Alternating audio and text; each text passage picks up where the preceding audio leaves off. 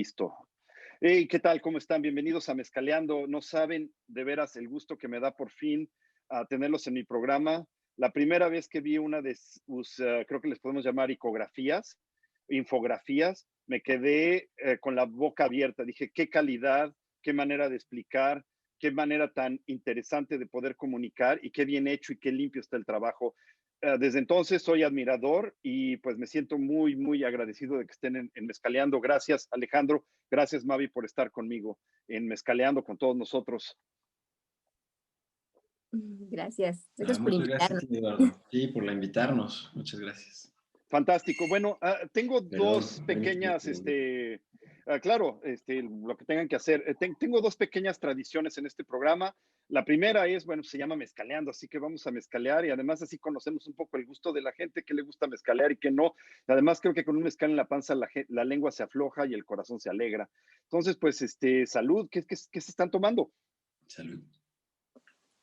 ¿Qué El mío, Platícanos perdón. qué tomas. Qué bonito vaso, por cierto, Mavi. ¿Qué te estás tomando?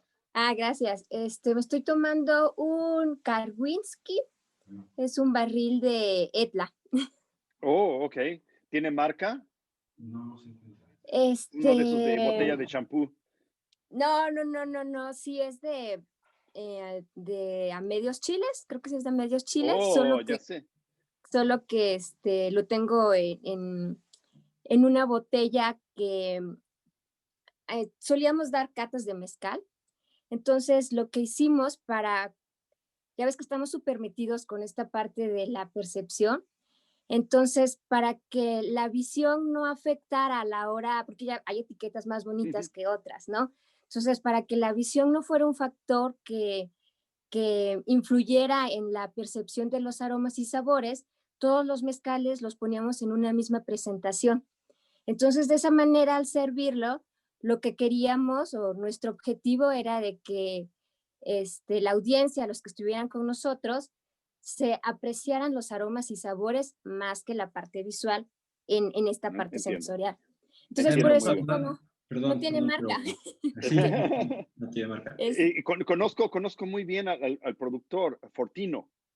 Mm, Tiene un palenque divino. Además, me gusta mucho porque en la parte de atrás de su jardín tiene unos viveros donde tiene especímenes de todos los agaves que hay en Oaxaca y es divino. Además, su mamá cocina delicioso y te atiende delicioso. a brazos abiertos. Y además, muy interesante, es primera generación. Su Sí. papá, su familia no hacía mezcal, él se hizo solo y cuando te da una cátedra de cómo hacer mezcal y cómo lograr esos sabores, además cómo separó los procesos de hacer el mezcal en su palenque, totalmente tal vez innovador, ¿no? La verdad Sí, es que yo vi sí. muchas innovaciones en su palenque y justamente vamos a hablar de eso en un rato. Alejandro, ¿qué te estás tomando? Un par de comentarios antes de presumirte que me estoy Sí, tomando. sí. Parte de la idea de las etiquetas, antes de irme de Tino, mejor primero Tino, saludos a Fortino en caso que esté escuchando. Eh, yo creo que sí, es parte del tema de hoy, eso de la innovación. Me parece que lo que él hizo sí tiene algunas cosas innovadoras, pero además una innovación también basada mucho en educación. Me parece que es una persona que en verdad estudió mucho los procesos, les puso atención y los cambios que ha hecho, las adecuaciones para poder obtener ciertos sabores, ciertos aromas, es una innovación basada en cosas reales, ¿no? No es simplemente una innovación por marketing o una innovación simplemente por ver cómo sacas el siguiente cheque o lo primero que se te ocurra, ¿no? Sino que Ok, ok. muy bien lo que armó él. Va a dar mucho gusto desarrollar esa idea de la innovación por marketing, ¿no? Sí. Y vamos a hablar entonces, ¿qué te estás tomando? Porque yo ya tengo sed, Ah. mano. El mío es un ensamble, espadín con coyote.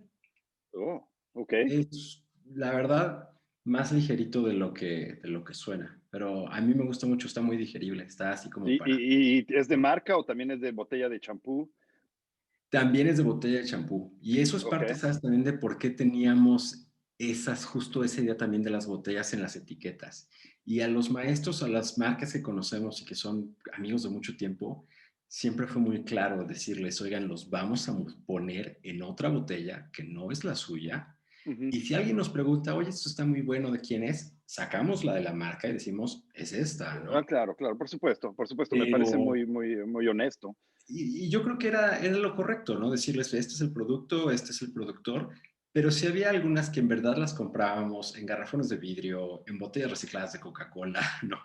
Pues no había cómo poner una Así es, botella así es. de una marca así con la botella súper diseñadita contra una Coca-Cola de 2 litros. Sí, sí, sí, no, me queda perfecto. Yo me acuerdo muy bien las primeras veces que estaba yo en Oaxaca y de repente oías en un idioma que no entendías al señor gritándole a una señora y salía la señora corriendo, se metía al baño, agarraba una botella de champú, la veías lavando la botella de champú y tú sin entender qué estaba pasando, de repente se perdía la señora y salía con la misma botella de champú llena de mezcal y decías, oh Dios, ¿qué me voy a tomar? ¿No? Ya Sí, hasta burbujas ya llevaba. Sí, sí, sí, sí, sí, no. Me tocó ver señores que sacaban la etiqueta de su bolsa del pantalón y la pegaban con un frit en la botella para que supieras de dónde venía. sí. Y luego ya hoy en día ya tienen sus etiquetas y ves que hasta se las ponen y las imprimen. En fin, la tecnología les ha ayudado muchísimo, ¿no? Y me da gusto porque es parte de iniciar en este negocio del mezcal y la verdad es que hay gente que tiene mucho talento y que merece poder enseñarnos su jugo. Y bueno, como a mí no me gusta dejarlo beber solos a los amigos, yo voy a tomar algo que tal vez platiquemos a rato para saber si es innovación o no. Este Mm. es un mezcal que se llama Repo on Rye, Ajá, ¿ok? Ok. En barriles de centeno. ajá. Hasta donde tengo entendido, en los mezcales es el primer mezcal que juega con los barriles, es decir, esto fue un intercambio que se hizo con una productora de whisky en Pittsburgh, en Pensilvania. Ella nos mandó 2 barriles, sí fueron 2 barriles de su whisky en rye y yo les mandé 2 barriles de mezcal. Y con esos barriles donde se guardó el mezcal, ellos hicieron un whisky en barriles de mezcal que le llamaron Waxacan, y nosotros hicimos este Repon Rye. Actualmente creo que estoy sold out en Estados Unidos porque solamente Mm, saqué 2 barriles, o sea, Mm. claro. 400 litros y se vendió de volada. Ya veremos ahorita en nuestra conversación si realmente es una innovación o no, Ujú. pero sin duda es algo nuevo en la industria del mezcal, ¿no? Pues salud. Gracias por Salud. acompañarme y vamos a empezar este programa de Mezcaleando. Oh, Dios. Es interesante cómo el barril y el agave a veces pueden combinar tan bonito. En fin, bueno, la segunda tradición en este programa es que siempre les pregunto a mis invitados de dónde vino el amor al mezcal, porque para estar en Mezcaleando, de veras, solo invito personas que Mayagüel las escogió, ¿no? Que traen a Mayagüel dentro de ellas. Ah, el mezcal no está hecho para todos, ser difusor de la industria del mezcal tampoco está hecha para todos, ¿no? No todos tienen ese sentido dentro de ellos para poder expresar educación, la paciencia, el amor y además, pues solo conozco una persona que vive del mezcal y es demasiado rica para que la mencione en este programa, pero los demás no ganamos nada, o sea, casi todas las personas que conozco tienen otros negocios, otras fuentes de ingreso, porque del mezcal no sale suficiente dinero y casi todos generalmente se va hacia los productores, ¿no? Y obviamente los distribuidores y los importadores agarran todo lo demás. Entonces no nos alcanza para vivir, entonces lo hacemos por pasión. Platíquenme, quizás empezamos ahora con Mavi. Mavi, ¿de dónde viene tu pasión por el mezcal, por los agaves? Yo soy de Oaxaca, ¿De qué entonces parte?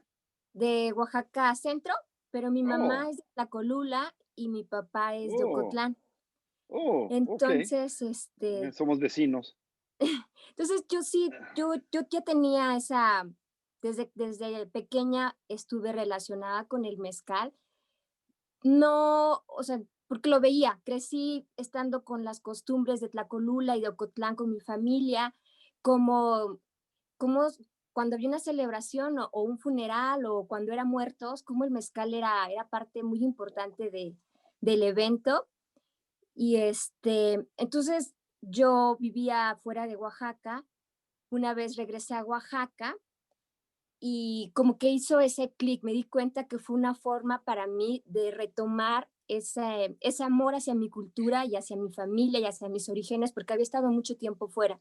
Entonces regreso y me vuelvo a encantar del mezcal empecé a tomar unos cursos sobre mezcal, eh, también Alex tomó unos cursos de mezcal, y trabajando visitando diferentes productores, nos dimos cuenta que queríamos desarrollar un proyecto en el que pudiéramos difundir el valor del mezcal, no solo por sus características organolépticas, porque nos encantó, pero también por todo el valor cultural y todo el valor del trabajo humano que tenía el mezcal. Entonces, de esa manera surge Agabache. Ok. ¿Y Alejandro? Pues esa segunda parte de la historia es tal cual, ¿no? El fundar Gabache fue siempre una idea de cómo ayudar al productor, pero también cómo difundir la cultura, cómo educar a la persona. Yo, en realidad, mi primer inicio con mezcal fue porque yo todavía acababa de regresar de vivir en Inglaterra, mucha de mi vida he vivido fuera de México, y mi idea original, confieso, y siempre he sido muy honesto al respecto, mi idea era comercializarlo, era simplemente embotellarlo, regresarme a Londres y venderlo, ¿no? Simplemente el punto como capitalista del asunto. Ujú. Mi gran problema con los negocios es que tengo esta cosa horrible que se llama conciencia. Cuando empecé a conocer a la gente, ¿no? A tratar a los productores, a ver las condiciones, mi otra ventaja, yo creo, es que mi segunda carrera fue Ciencias Políticas, Relaciones Internacionales enfocadas a comercio justo. Entonces mis estudios habían sido sobre café, sí había tomado México como un tema, pero nunca lo había como que vivido, ¿no? Entonces, venir a vivir la situación de los productores era terrible, ¿no? Incluso en el punto de que les decías, oye, ¿en cuánto está el litro? No, pues, lo que sea, 400 pesos. ¿Cuánto le está sacando? Y ya si te sacabas, o sea, una respuesta honesta, te decían, no, no sé, 200 pesos. Ok. ¿Y cuánto le costó el agave? Está en el número, ¿no? No, pues sí. ¿En la madera? Sí, incluido. Todo está incluido, ok. ¿Cuánto le costó darle a comer al burro? Ni idea. La electricidad, el agua, que se ¿No? gastó, ¿verdad? Todos Entonces, esos detallitos. todos esos detallitos que con la mente que yo traía de economía, de relaciones internacionales, con esto de comercios y tratados, ya sabes, ¿no? De tratados de comercio libre, cosas así, empecé a ver y yo dije, esto está terrible, o sea, en verdad debería de haber alguna forma de ayudarlos. Y a través me di cuenta de que sí había un cierto mercado o una cierta curiosidad por aprender, ¿no? Siempre hay gente, y que ahora creo que cada vez más, que está llegando de nivel introductorio, que quiere aprender desde cero, que no sabe lo que es, que piensa que es tequila ahumado, ¿no? La típica descripción en inglés de, sí, es un tequila ahumado. Tipo de tequila ahumado. Sí, sírveme otro patrón, por Ajá, favor. no, o sea, Sí. pasas con esos puntos. Entonces yo dije, bueno, la educación es clave. Debemos de educar al consumidor para que puedan entonces exigir algo de buena calidad, que puedan tener una conexión con el productor, con la tierra. Y si es esta bebida que de cierta forma nos amarra con las tradiciones, con los sabores de la cocina, pues me parece que eso es un fenómeno que podemos reproducir no solo por ejemplo, en mexicanos viviendo en el extranjero, como algunas fue en mi caso, sino también en personas que les gusta la cultura, que disfrutan de los sabores de la comida mexicana y que tienen ese sentido como de una añoranza extraña de reconectar con esos valores, con esos sabores, ¿no? Entonces, mucho de eso fue como que, ok, intentar echarle la cabeza cómo le hacemos, cómo transferimos estos sabores, esta curiosidad, esta cultura tan colorida. Y de ahí fue como en verdad nos empezamos cada vez a meter más, ¿no? Hacer cursos de gastronomía mesoamericana, de agaves, biología. Yo acabé haciendo una maestría en destilación, o sea, todo lo que hemos Qué hecho padre. de análisis sensoriales, ¿no? Mavi es muy experta ahora en análisis sensoriales. No solo la nota de cata de que te digo a qué sabe esto, ¿no? Sino que te digo que el balance, que la expresividad, qué tan intrincado está, todos esos puntos ya como más de competencias, por así decirlo, ¿no?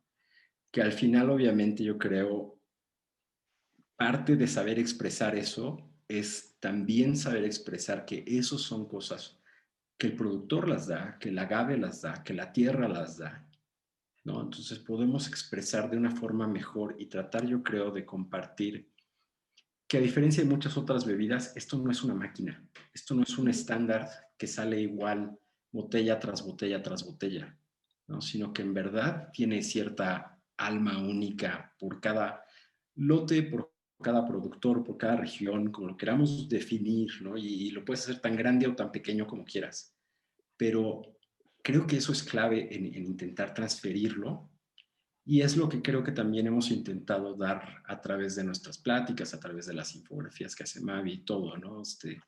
Como que intentar empapar y intentar también llegar a todos esos niveles, ¿no? Empapar al experto, pero también, como tú decías hace rato que platicábamos, darle a los introductorios, ¿no? También todos son bienvenidos, todos pueden aprender. No queremos que se sienta que sea un nivel ya tan avanzado de educación o de conocimiento que ya no está al alcance de todos.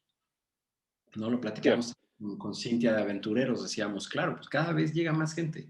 Y eso es normal, o sea, mientras el mezcal se siga exportando, mientras el mezcal siga creciendo como categoría, llegará más gente queriendo aprender. Pues sí, hay una historia detrás del mezcal que lo hace atractivo, ¿no? Un buen vendedor siempre tiene una historia que contar, no es solamente pruébalo, te gusta y nos vemos, ¿no? Tienes que contar la historia del nombre, tienes que contar la historia de dónde viene el agave, etcétera, etcétera. Y tal vez eso nos va a llevar a la parte de la innovación, incluso la innovación en ventas, porque innovación es una palabra que embarca muchas cosas. Sí. So, quiero llevar esta conversación a 1500. Llegan los españoles, nosotros ya teníamos los agaves y cualquier cosa que hiciéramos con los agaves, si hacíamos baño María, si hacíamos en ese momento algún tipo de destilación en alguna cueva oscura de Tlaxcala o de Colima, es irrelevante, ¿no? En este momento, ¿no? Lo que quiero decir es que se planea desde México, desde Nueva España, se planea la conquista de Filipinas y de Filipinas vienen unos personajes nuevos que no o tal vez conocíamos, pero no tan bien, que nosotros les llamamos los indios chinos. Los indios chinos vienen con ese conocimiento de cómo hacer alcohol de coco, ¿verdad? Sí. Empiezan a hacer alcohol de coco en las costas de Colima y en algún momento de la historia, ¡pum!, aparece un alcohol hecho con el mismo estilo, con la misma receta con la que haces el destilado de coco y nace el primer mezcal. ¿Ok? So, a partir de ese instante, empieza a ser una bebida que yo le llamo mexicana, ¿verdad? Porque antes no era México, Sí, ¿no? ¿verdad? Era Mesoamérica o llamémosle como quieras, pero cuando llegan los españoles, se juntan dos culturas y empiezan a ser México. Obviamente los primeros bebés empiezan a crecer, empieza el mestizaje y nos llevó 300 años podernos liberar de los españoles porque ya éramos un pueblo que ya podíamos sobrevivir sin la ayuda de mamá o más bien de papá España o de la madre tierra, como le quieras llamar, ¿no? Pero durante esos 300 años, el mezcal se fue posesionando en diferentes pueblos de México. Provió de alcohol gratuitamente o en cambio de algo, ¿verdad? A todos esos pueblos que necesitaban alcohol, porque un pueblo sin alcohol, pues no es un pueblo, ¿no? Sí. Los pueblos necesitan agua, necesitan religión, necesitan educación, etcétera, etcétera. Y el pulque, el agave, nos daba muchos de esos alcoholes, aunque había otros destilados y otras cosas que además bebían esas personas, pero el mezcal sobre todo se fue instalando en diferentes lugares de México. Hoy en día todavía existe y en otros desapareció, porque ya no hubo quien continuara con esa tradición. So, digamos que la primera innovación que existió fue el destilador, ¿verdad? Y con el destilador tuvimos un agave. A partir de ahí empezamos el molido, cómo se hacía el molido del coco, ¿no? El molido del coco se hacía a mano. So, ¿la tajona es una innovación? Sí, yo pienso que sí. Si nos hablamos como en términos históricos, en los puntos en que fue cambiando el proceso, definitivamente la Tahona sería uno.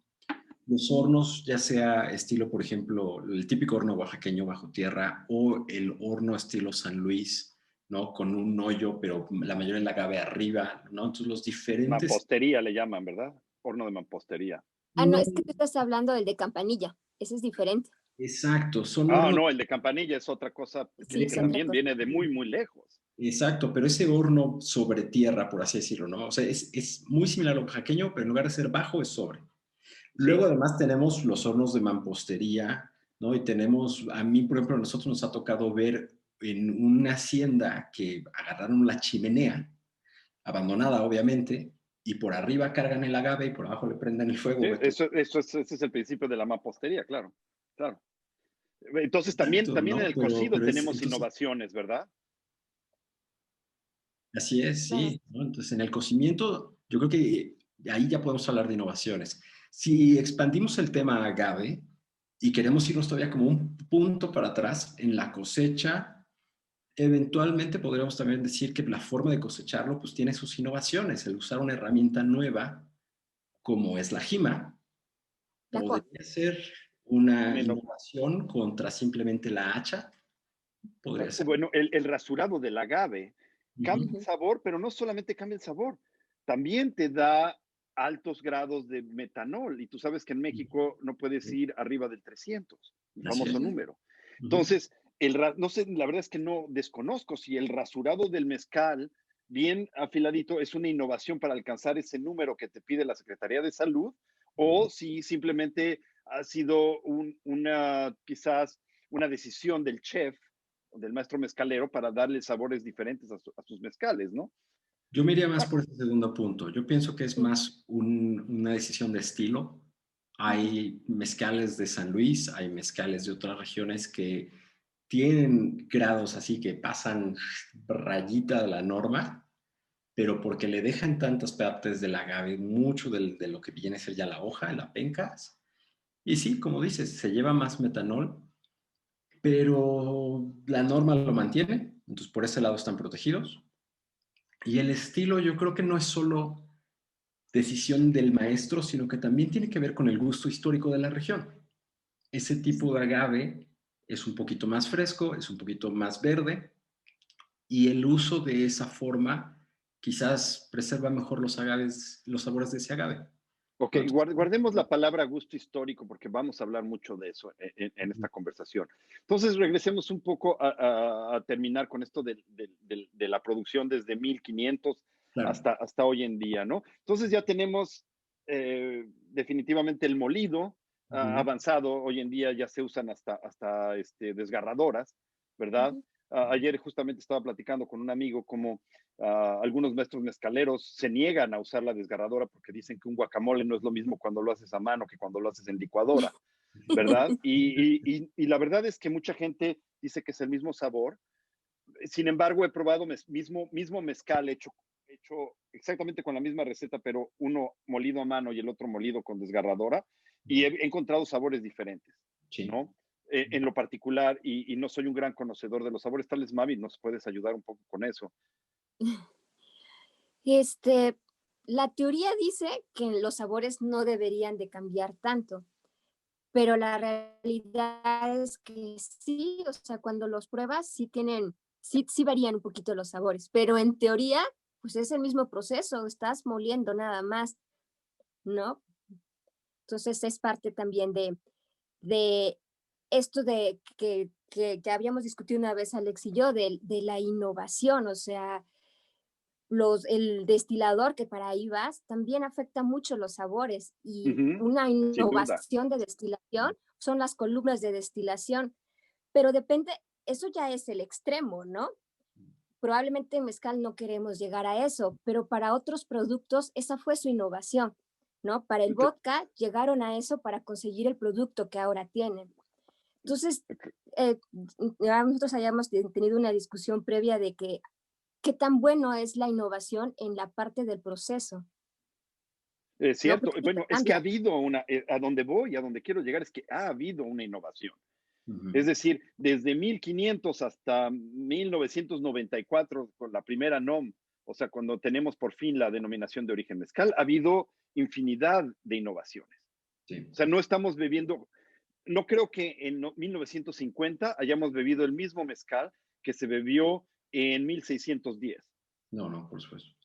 No, no. Ya hubieron innovaciones en ese momento de los productores que no ganaban nada, pero que pues estaban más en contacto con la industrialización, con los nuevos avances tecnológicos y empezaron a adaptarse, decir, oye, pues ¿por qué no mejor le pongo un motorcito a mi tajona, ¿no? O ¿por qué no uso una tajona en lugar de moler a mano? Porque ya llevo dos empleados que ya no pueden caminar, ¿no?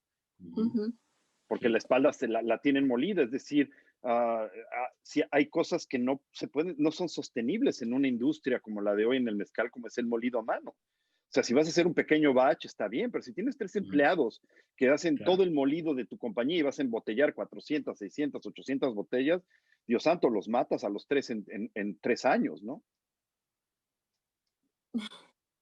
Ujú. Es decir, Sí, Yo sí, creo hay que claro. innovaciones, un poco la sobre... innovación ha venido dando, ¿no? Sí, La sí. fermentación, Yo creo ¿desde que cuándo hay que nos también interrogamos entender que por la la innovación tiene fermentación? consecuencias. Perdón, perdón, De la fermentación te luego... perdí.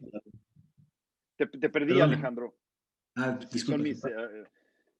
De la fermentación luego podemos hablar mucho porque hay mucha Mucho innovación que... y hay mucho que innovar. Pero ajá. en los procesos, por ejemplo, regresando un poco a la desgarradora, ¿no? Yo creo que la innovación también hay que entender que lleva a consecuencias.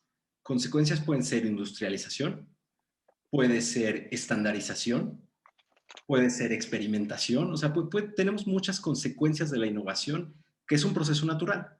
Entonces, si la desgarradora la tomamos como una innovación en el proceso, también hay que considerar que otra innovación, no necesariamente buena y que lleva definitivamente el cambio de sabores, es que muchas personas que usan una desgarradora también usan baños de ácido.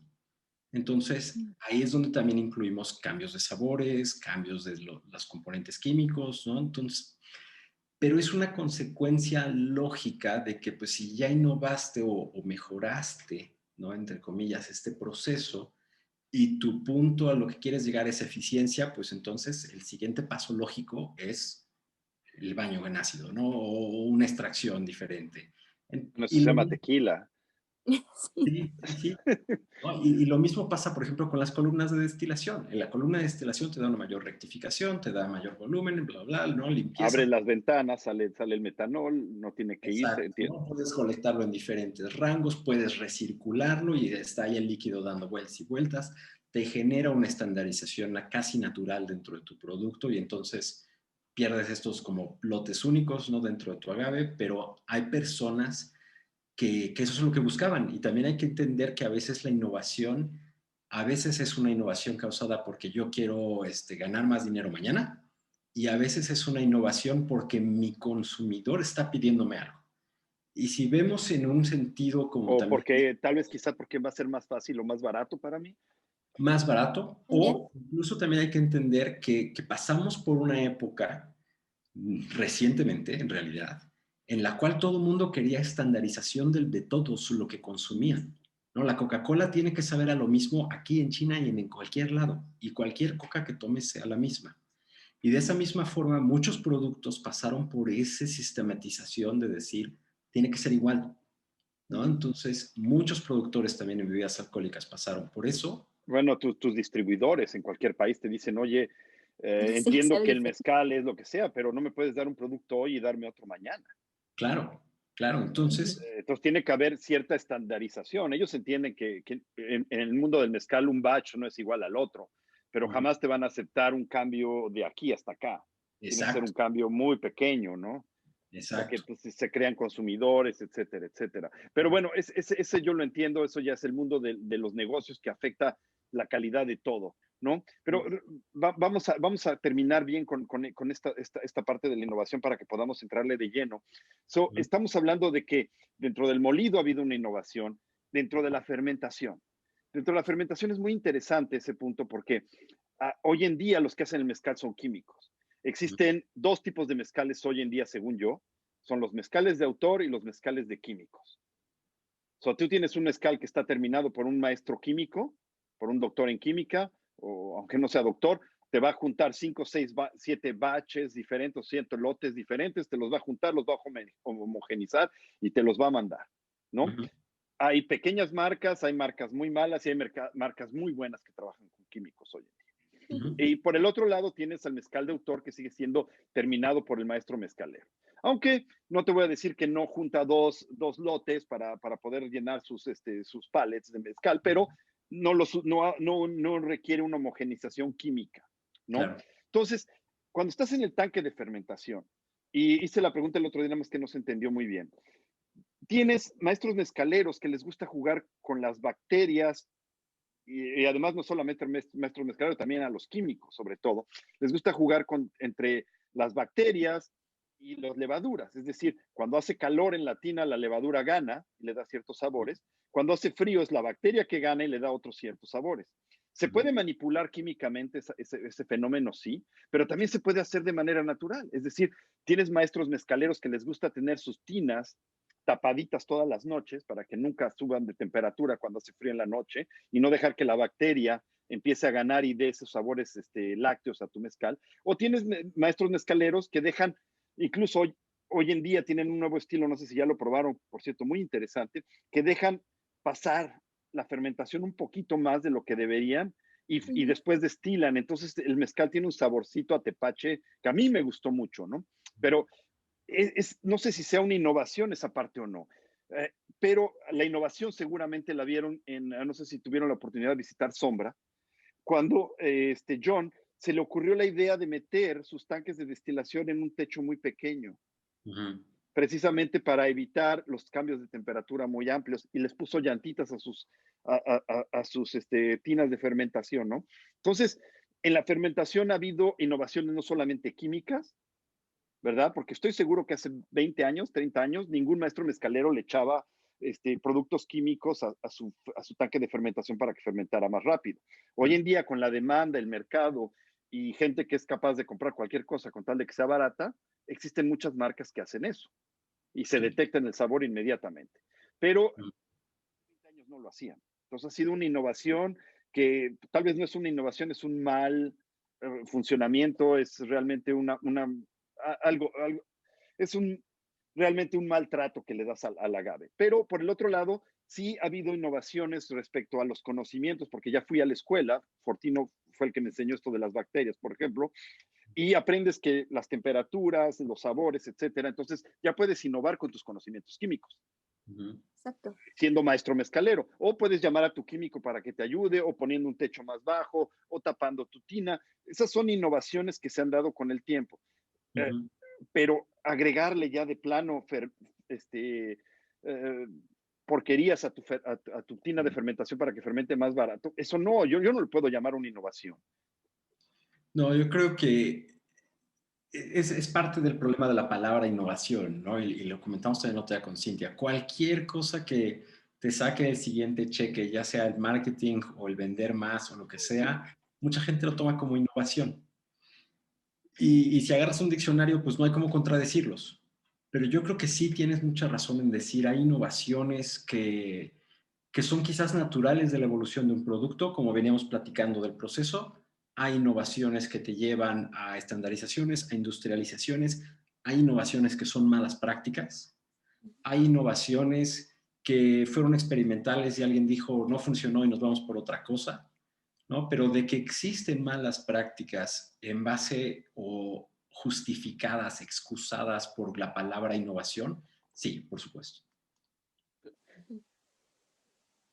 Bueno, hay también, cuando llegamos a la destilación, pues ya lo dijo muy bien Mavi con respecto a los destiladores, pero hay una cosa muy interesante que a mí me gusta mucho mencionar. Con el nombre ancestral existe una confusión terrible. La Mm, gente piensa que el destilador de barro es en el mezcal, mm, es anterior, sin embargo, no, es posterior. Es decir, en las prohibiciones del mezcal, que sufre 3 grandes prohibiciones durante la época del virreinato en la colonia, uno de los castigos era que los soldados venían y destruían tus destiladores de cobre, que era muy caro obtenerlos, o incluso era muy difícil rehacer tu destilador filipino, ¿no? Entonces a alguien se le ocurrió empezar a hacerlos en barro, porque con 2 pesos lo reemplazabas y al día siguiente ya estabas produciendo una vez más. En el mundo del bacanora, en los años 1900, cuando estaba prohibido, desde 1915, que fue la prohibición, pues para ellos era más fácil tener el barro, hacer su bacanora y salir por patas cuando venían los rurales. Y no les importaba dejar el sistema atrás, ¿no? Entonces, ¿el barro es una innovación o es ¿qué fue exactamente el barro? ¿Es acaso una mal práctica de esta industria que se volvió algo delicioso? ¿Qué parte le darían ustedes al barro dentro de este mundo, ¿no? Del mezcal. Yo lo único que voy a comentar es que en otras culturas también se utiliza la destilación en barro. Está el soju, el soju que lo hacen también en unos alambiques súper parecidos a los que se usan en Oaxaca de barro. ¿Sí? ¿Hola? Creo que perdimos a Eduardo. Yo sí los estoy viendo a ustedes, muy bien. Ok. Ustedes, sí. Entonces, en otras culturas también ya se utilizaba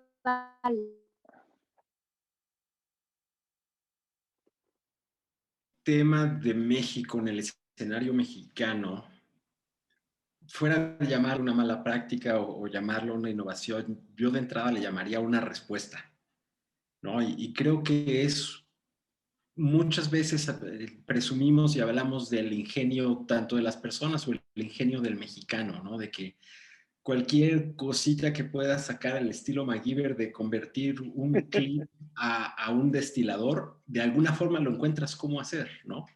Entonces, yo creo que esa es mi respuesta fue una respuesta, fue una forma de decir, ok, ¿cómo soluciono este problema? Y en este caso fue la olla, ¿no? Existen tradiciones en otros lados, existen ollitas, como decías, escondidas en alguna cueva en Tlaxcala o abajo de la pirámide del Sol, bendecías por Quetzalcóatl.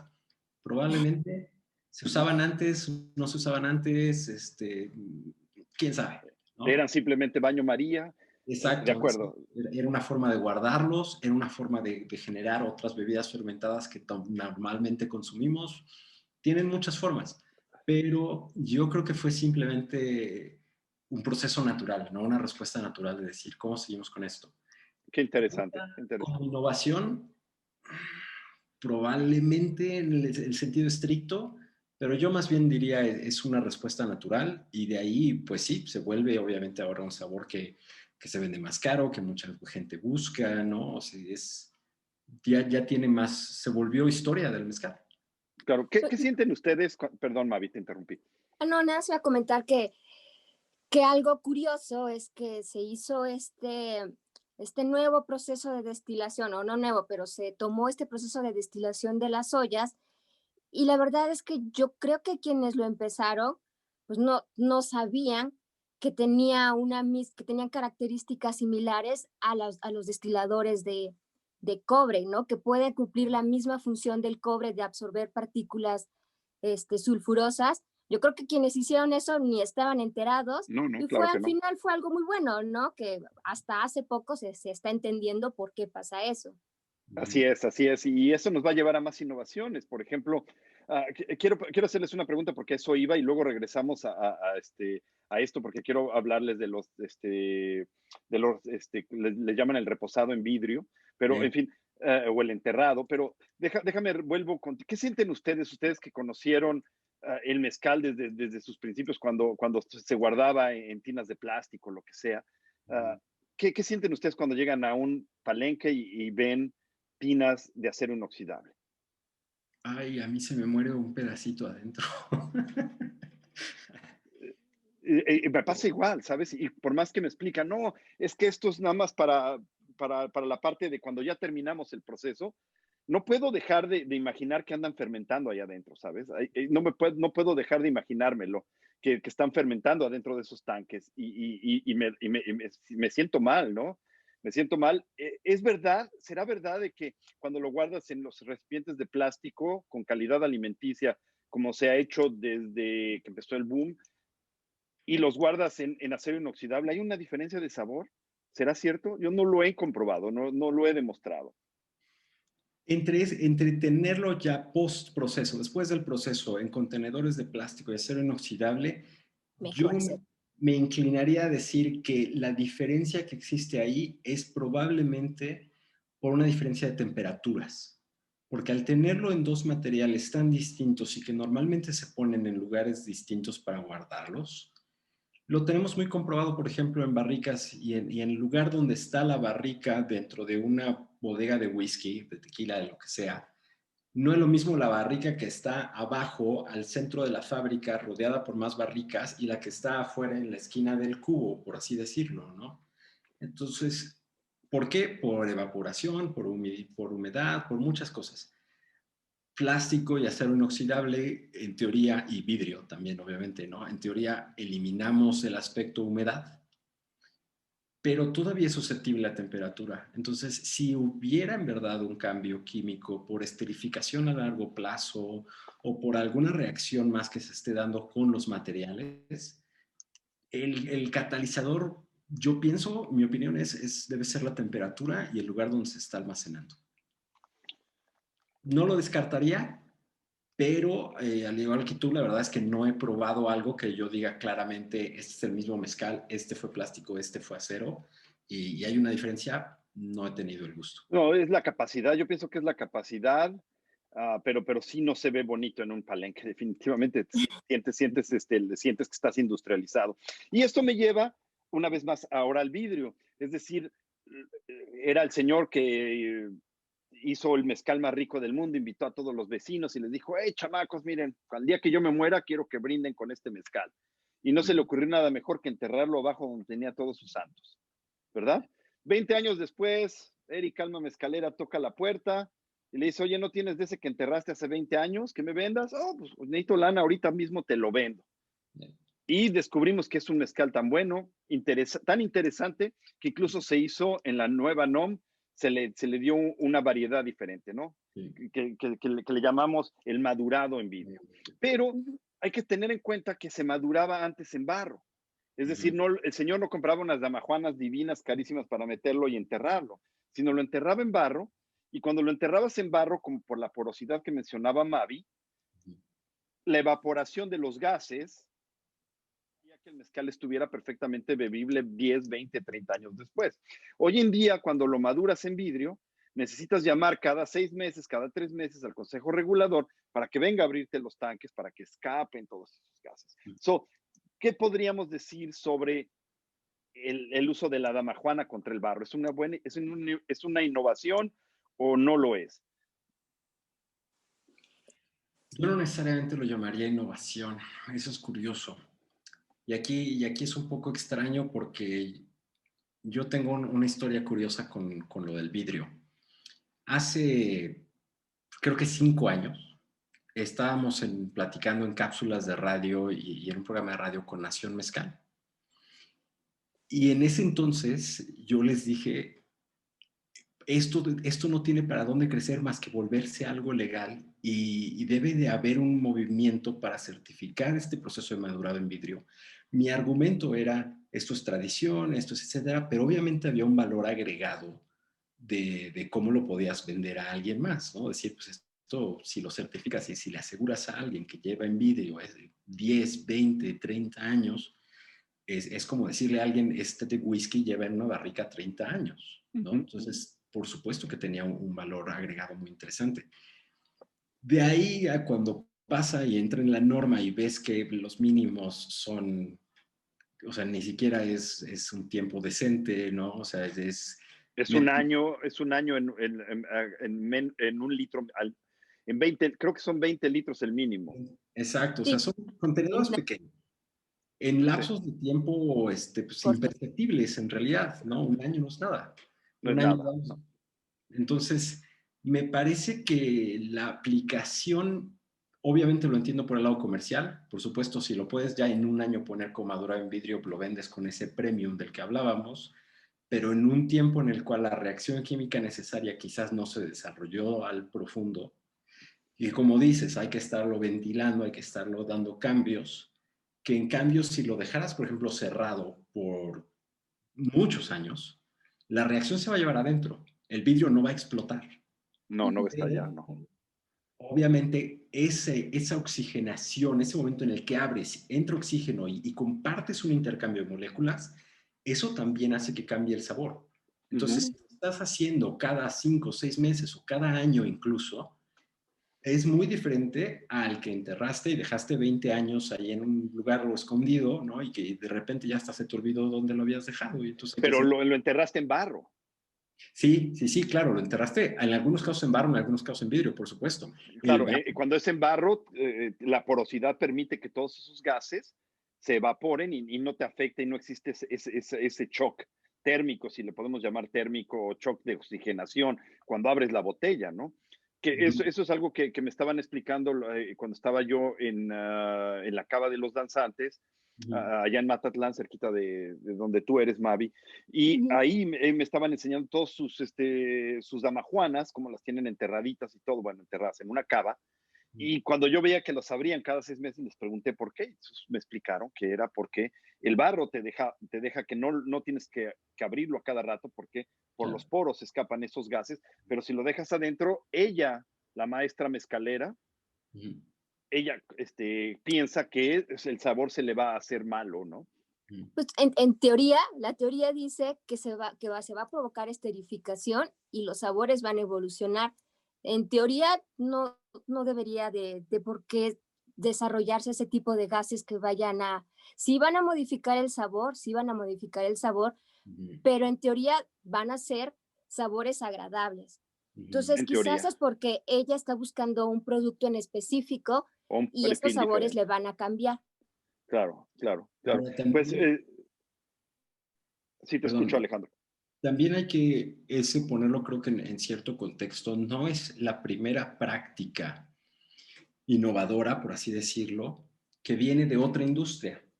Es muy común en mezcal ver algunos cambios en el proceso, en qué le agregan o qué no le agregan, en cómo tratan al agave, en qué se cree que está pasando en la fermentación, que vienen adaptadas del vino, ¿no? O sea, hay vinos naturales que también se entierra una olla de barro, se pone el vino y ahí se está haciendo la fermentación, ¿no? Entonces, no es el primero y yo creo que no será el último de las cosas, pues sí, llamémoslo innovaciones dentro del proceso de mezcal, que tienen fundamentos o que tienen historia en otras bebidas. Correctas, incorrectas, es lo mismo una fermentación que una destilación, no es lo mismo, o sea, podemos discutir muchas cosas de cómo embona o cómo no embona, pero también hay que ver que pues es la educación que existía o que existe de que algunas personas lo ven y, oye, ¿por qué la acabas de hacer eso de fermentación? Ah, pues es que los vinos de Querétaro lo hacen, pero el agave no es una uva. Sí, sí, de acuerdo, pero fíjate, llevo 10 años vendiendo mezcal y aprendí que la mejor manera de que una persona que no sepa qué es el mezcal es hablarle del vino. Sí. ¿Me Sí, entiendes? No compares con el tequila, compara con el vino. Cada sí, uva te da un claro. sabor, un perfil, cada agave te da un sabor, un perfil, ¿no? Cada Sí. productor tiene su estilo, puedes tener dos productores del mismo agave, va a ser diferente, igual que en el vino. Ujú. Entonces es fácil que la gente entienda desde ese lado, es decir, siempre puedes encontrar el parecido con el vino, pero definitivamente coincido contigo en esa parte, ¿no? Y bueno, ya por fin ya recorrimos toda la parte de la producción, lo que han sido las innovaciones desde el día cero hasta el día, y en 1994 le surge, pues, puesto que la regla dice así, tú tienes una denominación de origen y para que esta denominación de origen pueda empezar a funcionar, necesitas una norma. Lo más fácil que se les hizo al estilo mexicano es copio la del tequila, la pongo y vámonos con esta industria, ¿no? Yo me acuerdo muy bien en aquellos años, yo ya estaba viviendo en Francia y estaba yo muy decepcionado de que yo ya tenía mi tequila favorito y a los 6 meses mi tequila favorito era una basura. Y me daban a probar otro y me encantaba y a los 6 meses era una basura. Mm. Y, ¿me entiendes? Es decir, la calidades cambiaban, en cuanto ya lo empezaban a vender bien, se Sí. empezaba a hacer en masa y la calidad valía gorro y lo que imperaba eran las marcas, ¿no? En Mm. fin, en 1994 sale por fin, porque la gente ya estaba harta de tomar tequila carísimo y de que les cobraran más y querían beber agave, y la gente se volteó hacia el mezcal. Además empezaba un movimiento de la gente hacia lo natural, hacia la protección de nuestros pueblos, hacia la búsqueda de ese gusto histórico del que hablabas, ¿no? De lo que bebían nuestros ancestros, de lo que se bebía en los pueblos, de la calidad de estas bebidas que antes se tenían muy en el olvido, ¿no? Me acuerdo un día cuando yo era muy chavito, mis papás invitaron a una pareja a comer y me acuerdo al día siguiente escuchándolos decir, oye, ¿te fijaste cómo este señor bebió tequila? O sea, cuando normalmente la gente pedía whiskies o pedía coñacs en las casas, alguien llegaba y decía, voy a beber tequila, era como, wow, bebe tequila, ¿no? ¿Qué onda con esta persona? En fin, entonces poco a poco se fue adaptando hacia una moda y en el 94 se copia esta, ¿no? Y 10, échale 6 y 17, por fin 20 años después, viene la segunda no. Esta segunda no viene con innovaciones como el madurado en vidrio tal vez, o como el avocado, que ya existían, pero no tenían un lugar, no tenían una variedad. Hablemos de la NOM. Es muy interesante porque creo que todos coincidimos en que es mejor que la del 94. Sí. Pero también todos coincidimos de que se puede hacer mejor. Sí. Yo tengo un problema muy fuerte con el mezcal hoy en día. Y eso es que podemos vender, un mezcal vale más para mí que un coñac. Pero no tenemos el prestigio que tiene el coñac para poderlo vender a ese precio y esa calidad en todo el mundo. Correcto. ¿Por qué no tenemos el prestigio y la calidad? Precisamente porque ha habido muchísimas malas prácticas en nuestro negocio. Y eso nos ha afectado en la reputación de nuestra bebida, ¿verdad? Es decir, hoy en día puedes encontrar botellas de alitro por nada de mezcal y dicen mezcal en la botella. Y eso nos afecta en tener un prestigio que nos ayude a vender al precio de un coñac, porque no valemos menos que un coñac, no valemos menos que un bourbon, no valemos menos que un scotch. Pero, sin embargo, nos hace falta ese prestigio. Entonces, viéndolo desde la óptica de que la NOM no me asegura que el mezcal vaya a tener un prestigio. Lo que me asegura la NOM es que vamos a poder producir en masa y que vamos a producir 7,000 millones de litros en un año, ¿verdad? Entonces, si quisiéramos innovar en la NOM, ¿por dónde empezamos? Porque definitivamente tenemos que hacerlo. No podemos quedarnos en el campo de criticarlo y no hacerlo. Y la mejor manera de hacerlo es por medio de las instituciones, a menos de que queramos dar un golpe de Estado, que es imposible. Es decir, soñar que vamos a poder nacionalizar los agaves es un sueño húmedo que no va a pasar. Claro. Es decir, nadie va a decir, los agaves hoy en día son de la nación y quien quiera cortar un agave se lo tiene que pedir al país y si no, no, eso no va a pasar. Claro. No, imagínate, todo se complicaría. Exactamente. Entonces, el comunismo, lamentablemente, en el mundo del agave no va a pasar. Y ya tenemos una estructura mejor que la del 94, que se puede mejorar y espero que no pasen otros 20 años para que la mejoremos, ¿verdad? Vamos a hablar de la innovación en la NOM. ¿Qué está mal en la NOM y qué está bien en la NOM? Mira, la NOM, yo pienso que uno de los problemas más grandes quizás es que en realidad no hay una protección concreta al pequeño productor o mediano o grande, quien sea en realidad. Bueno, quizás al grande de cierta forma, pero a lo que voy es, por ejemplo, si ahorita llegara un chino, un gringo, un canadiense, quien sea, con 10 millones de pesos o lo que sea, necesario para poner 100 ollas de barro, a 100 esclavos chinos trabajando todo el día haciéndolo, al final del día va a ser mezcal ancestral. Sin ¿No? duda. No importa el volumen del lote, no importa quién Signum puede hacer una o sea, no importa si es un mexicano o no quien lo trabaje, no importa el volumen. Entonces, yo pienso que la NOM necesitaría quizás tener de entrada una protección al productor un poquito más favorable hacia el pequeño y hacia el tradicional, ¿no? Entonces, eso sería una cosa que eso yo quizás además no le llamaría innovación, eso es simplemente responsabilidad, ¿no? Responsabilidad hacia el producto. ¿Cómo se podría después, ahora sí, como innovar? ¿O qué podríamos hacer nuevo para tener un a ver, yo podría proponer ahí una innovación. Vamos a decir que el ancestral tiene que hacerse en pequeños lotes. Digamos que un lote de ancestral no debe pasar los 200 litros. De esa manera te evitas que, como tú dices, que llegue un mexicano, un chino, no importa la nacionalidad, compre 200,000 botellas, 200,000 hornos de barro y se ponga a hacer ancestral. Ahora, el ancestral solo es el 1% de las ventas en el 2019. Es decir, nadie lo está haciendo. Yo temía que se fuera a hacer. Yo realmente temía que Signum o Benesvá se pusieran a hacer eso, Correcto. pero no se ha logrado porque lo mismo. Hoy en día, ¿cómo puedes vender una botella de mezcal a más de 1,000 pesos? Sí, Cuesta trabajo. Entonces, pero bueno, ahí está mi propuesta de la innovación. Sería pequeños lotes, ¿no? Sí, sí, Todo el trabajo a mano, pero un madre ah, cuiche muélelo a mano.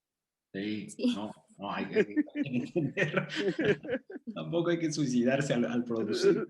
Sí, exactamente, exactamente. Esa cuestión del volumen, eso es algo que cuando sí. se estaba haciendo la revisión a esta nueva NOM, Pepe Tequila y yo, fue uno de los temas que estuvimos buscando entre él y yo. Nos fuimos a Michoacán, nos fuimos a Oaxaca, estuvimos buscando volúmenes.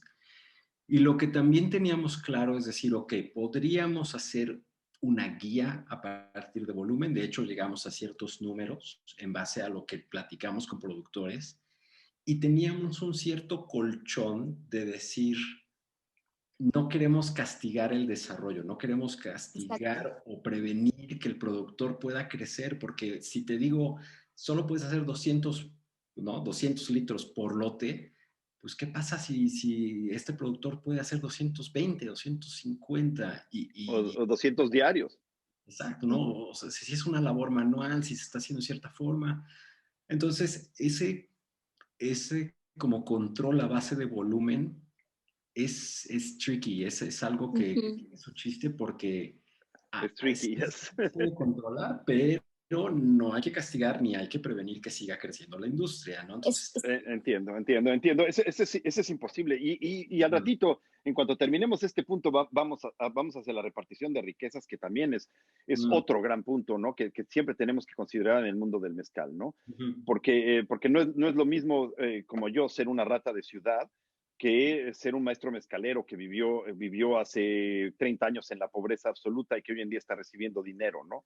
ujú, Es decir, yo no puedo tener esa opinión porque yo no tuve esa vivencia. mm, Pero bueno, eso ya lo tocaremos, pero mientras sigamos con la NOM, ¿no? ujú, ujú, Es decir, la NOM tiene problemas, pero que no son exclusivos del mundo del mezcal. no, claro. Son problemas que vienen desde la Secretaría de Salubridad en México, ¿no? ujú. Como que nunca se les ocurrió poner al mezcal y decir, oye, el mezcal produce a tanto metanol, ¿por qué lo cerramos a 300 cuando normalmente un agave silvestre bien hechecito, normalmente te levantas a 700, 800 de Ujú, metanol en lugar de los 300 que yo estoy aceptando, ¿no? sí, ¿Cómo no supieron que ese metanol no es malo para la salud? Es decir, el metanol que es malo para la salud es el que agregas cuando está hecho de una manera industrial, cuando Ujú. viene de la madera. Es decir, están los grados de metanol, están tal vez los alcoholes superiores. Um, ¿Qué más problemas puede tener la NOM? Definitivamente la confusión que hay entre el mezcal industrial y el mezcal artesanal, ¿no? mm, Ujú. Y incluso, pues hay mezcales artesanales que dices, ¿cómo le hicieron? Es decir, ¿cómo le hicieron para tener el nombre artesanal en la mano? Eso está, una Claro. vez más, lo repito y lo aseguro, nos destruye el prestigio. Necesitamos prestigio para poder vender. Es decir, yo estoy de acuerdo contigo, Alejandro, en que si yo produzco 200, si yo hago un batch de 200 litros y lo hago incluso ancestral o no ancestral, artesanal, bien hechecito, bien sabroso, yo puedo vender mi mezcal a $1,000, $2,000 la botella. De esta manera, con cantidad y calidad, reemplazo es la cantidad. mm, ¿Verdad? Pero si estás en el mundo del mezcal artesanal y de lo que se trata es de vender pallets y pallets para que tu producto entre en la coctelería en los Ujú. Estados Unidos, mm, sí, es otro mundo, es diferencia, pero al mismo tiempo tienes a tu maestro mezcalero, ¿verdad? Que por fin está recibiendo la riqueza que nunca había recibido cuando era niño. Es decir, mm, los maestros mezcaleros de la quinta generación de hoy en día, cuando eran niños, no tenían ni para zapatos. claro, Ujú. Y claro. eso es un hecho. Y hoy en día, mano, traen carrazos y qué bueno, Mm, ¿no? Es decir, vender cantidades les ha dado una riqueza que antes mm, no tenía. Entonces, Ujú. cuando tú dices, bueno, voy a hacer calidad, pero no voy a poder comer a mi familia porque no tengo el prestigio para esa calidad vender la cara, mm, ¿verdad? Entonces, creo que ahí es donde nuestro Consejo Regulador puede hacer mejor. Es decir, lo que yo siempre digo es, ¿por qué quieres destruir al Consejo Regulador para hacer otro? Ya No, tienes un Consejo Regulador que tiene un alcance increíble porque te puede rastrear una planta desde que es planta hasta que está en la frontera. Es decir, han hecho un trabajo interesante. mm, Entonces, una vez adentro es cuando se pueden corregir estas cosas. Ya le toca cambio, es decir, las denominaciones de origen, las NOM se pueden revisar cada 5 años. Es ujú, hora de Mm, revisar esta. sí. Entonces, ¿por qué no trabajar en revisar, encontrar los puntos de la NOM que hay que mejorar y mejorarlos para poder tener ese prestigio, para que el maestro mezcalero que quiere llevar el gusto histórico y el mezcal hecho como se hacía hace 30 años, pueda obtener la riqueza misma que si vendiera 200,000 litros? Mira, yo creo que ahí hay varios elementos interesantes de lo que estás tocando y Perdón. llevan hacia el argumento de prestigio. Una cosa es, los voy a tener como poner en orden cronológico. Voy a explicar por qué. Queremos competir contra whiskies escoceses, contra coñacs, contra bebidas de muchísimo prestigio y por lo tanto de mucho costo o mucha ganancia, ¿no? Tenemos ese link de decir prestigio quiere decir lo vendo por más. Pero son industrias que llevan establecidas muchísimo tiempo y que pasaron exactamente por las mismas etapas. Algunos también con el equivalente a una NOM, algunos con denominaciones de origen, que ahorita voy a tocar también, algunos sin denominación de origen, ¿no? El whisky escocés no tiene una denominación y sin pero embargo tiene, el prestigio es inmenso, ¿no? Ujú. Y hay regiones y hay productores y lo que quieras, pero la reputación de la marca o del productor, en aquellos casos en realidad la marca, porque muchas personas les preguntas, oye, ¿y quién es el productor del Glenfiddich? ¿Quién es el productor de Johnny Walker? También si quieres, ¿no? Sí. O Y cuál nadie es el tiene nombre, terroir, ¿no? ¿Quién es el? Claro, claro. ¿no? Entonces, pero reconoces la marca y el prestigio de la marca, ¿no? Ujú. Entonces, ese prestigio a través del tiempo de construir la marca, de que tiene que ver el marketing, que tiene que ver la reputación, que tiene que ver miles de cosas, ¿no? Pero es como si ahorita quisiéramos decir, vamos a saltarnos 30 años en el mezcal, ¿no? O sea, es un proceso de cómo fue creciendo la industria, cómo fue creciendo el prestigio, etcétera. Y además, en el caso de, por ejemplo, ciertas bebidas, vino, coñac, etcétera, la DEO, fuera de meternos todavía con la NOM, ¿no? La DEO es una broma, ¿no? Y si discutas la DEO con personas que se dedican a otras regiones, te dicen, no la entiendo, ¿no? Y no entiendo por qué la gente de acá dice, es que la denominación, el área de producción es mucho más grande, el área protegida que toda el área de producción de whisky. Sí, es Cierto. más grande ¿Dónde que, está el pueblo de mezcal, no? ¿no? O sea, es más grande que la producción de whisky en Escocia, en Inglaterra, en Francia, en Alemania y en muchos otros países. 500,000 kilómetros cuadrados. No sé, Es es la inmenso. denominación de origen más grande del mundo. Exacto. Entonces, todas las otras denominaciones voltean a ver y dicen, ¿cuál es el chiste? ¿No? O sea, ¿cuál es la regionalidad? ¿Dónde está el prestigio que lleva la región? Es el tipo de suelo, que si el río que pasa por ahí es agua fresca o salada, que si Ujú. todas esas pequeños elementos que cuando hablamos, por ejemplo, de un vino, oye, ¿por qué es tan prestigioso este pequeño valle? No, pues porque cae agua El del cielo, terroir, eso se llama el terroir. el terroir, la lluvia, las composiciones químicas de lo que quieras, Sí, del si aire. entiendo bien, si entiendo bien hacia dónde vas, es hacia los apellidos del mezcal, ¿no? Este es es, un mezcal minero oaxaqueño, este es un mezcal de los valles de Michoacán. Es uno de Eh, San Luis, exacto, ¿no? O sea, Exactamente, con un apellido. Yo creo que para allá va a tener que aterrizar la denominación de origen sin duda exacto, alguna, sin exacto. duda alguna. Entonces, ese podría ser una buena innovación Es una en la, herramienta en de la no- prestigio, ¿sí? una herramienta para el prestigio. Ujú, Sí, ¿sabes? creo que sería muy buena idea. Y ujú, también como consumidor te ayuda a entender el producto, ¿no? Por ejemplo, en el whisky, bueno, sabes que si es un whisky de Ayla, va a ser con más sabores a peat y más ahumado, a que si es un whisky Speyside, ¿no? Entonces es lo mismo en México, ¿no? Sabes que si tiene un apellido, el mezcal de Durango va a tener diferentes Ajá, características al mezcal de Michoacán. ajá. Y Un que, mezcal de Izcateco, un mezcal minero, exacto, aunque sean de Oaxaca, son totalmente diferentes, ¿no? claro, pero los que conocemos ya un poquito más de mezcal, podemos entender e identificar las diferencias.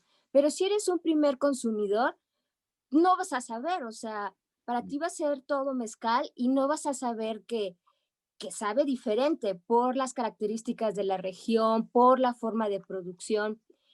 Entonces, yo coincido con Alex de que, pues sí, se necesita, y como tú comentas, probablemente para ahí se tiene que avanzar, tanto como para apoyo de los productores, como para mejoría de la NOM, como también para los consumidores, para que puedas entender mejor el producto. Y eso algo clave, por ejemplo, ahí no es solo que no sabes por qué sabe distinto, ¿no? O sea, no entiendes, eso me acaba de pasar ahorita, por ejemplo, tengo un amigo allá todavía en Escocia, él es editor de una revista de whisky, es una persona que sabe mucho de los sabores de los destilados. Su mamá es de San Luis Potosí y le acaban de mandar una botella de mezcal de San Luis Potosí. Y lo primero que me mandó a mí en un mensaje es, oye, este mezcal no está ahumado. Entonces Ujú. le digo, pues, ¿de dónde es? ¿No? Y me dice, no, pues me lo mandaron desde San Luis y no sé qué. Le digo, mira, es que el estilo es distinto. Entonces, no es solo, como dice Mavi, el consumidor no está acostumbrado, no sabe qué es lo que prueba, sino que además se le ha vendido una expectativa, Exacto. Ujú. especialmente al consumidor que habla inglés. Les preguntas a miles de personas cuál es la primera palabra para describir el mezcal y la primera casi siempre que te dicen en inglés es ahumado. Ujú, siempre, También pasa en siempre. español. El otro es el gusano.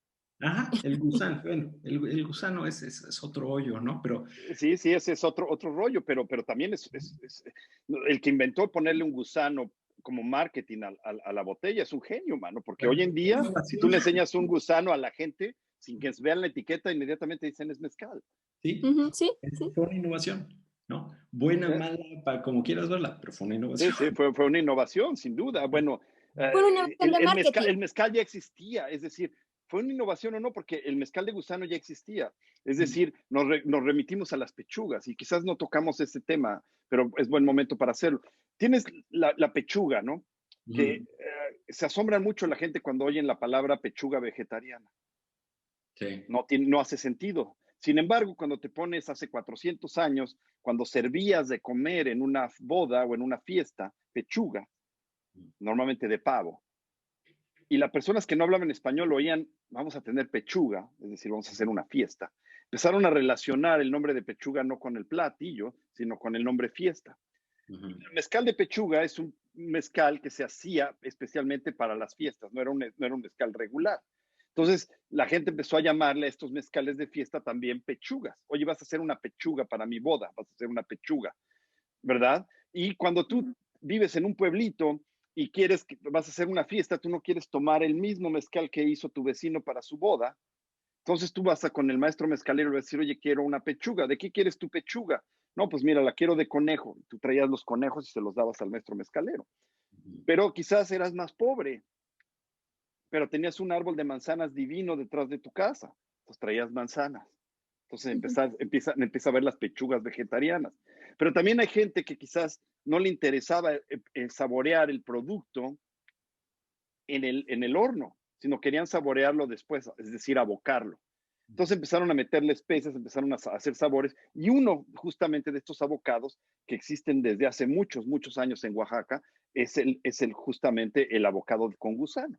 Entonces ya ujú, existía el gusano, entonces lo único que hizo esta persona de marketing fue agarrar el gusano, meterlo dentro del vaso o dentro de la botella y decir, aquí está tu mezcal, ¿no? Entonces, una innovación o no, no lo sé, pero sin embargo fue un genio del marketing ujú, ujú. por los Sí, resultados que dio, ¿no?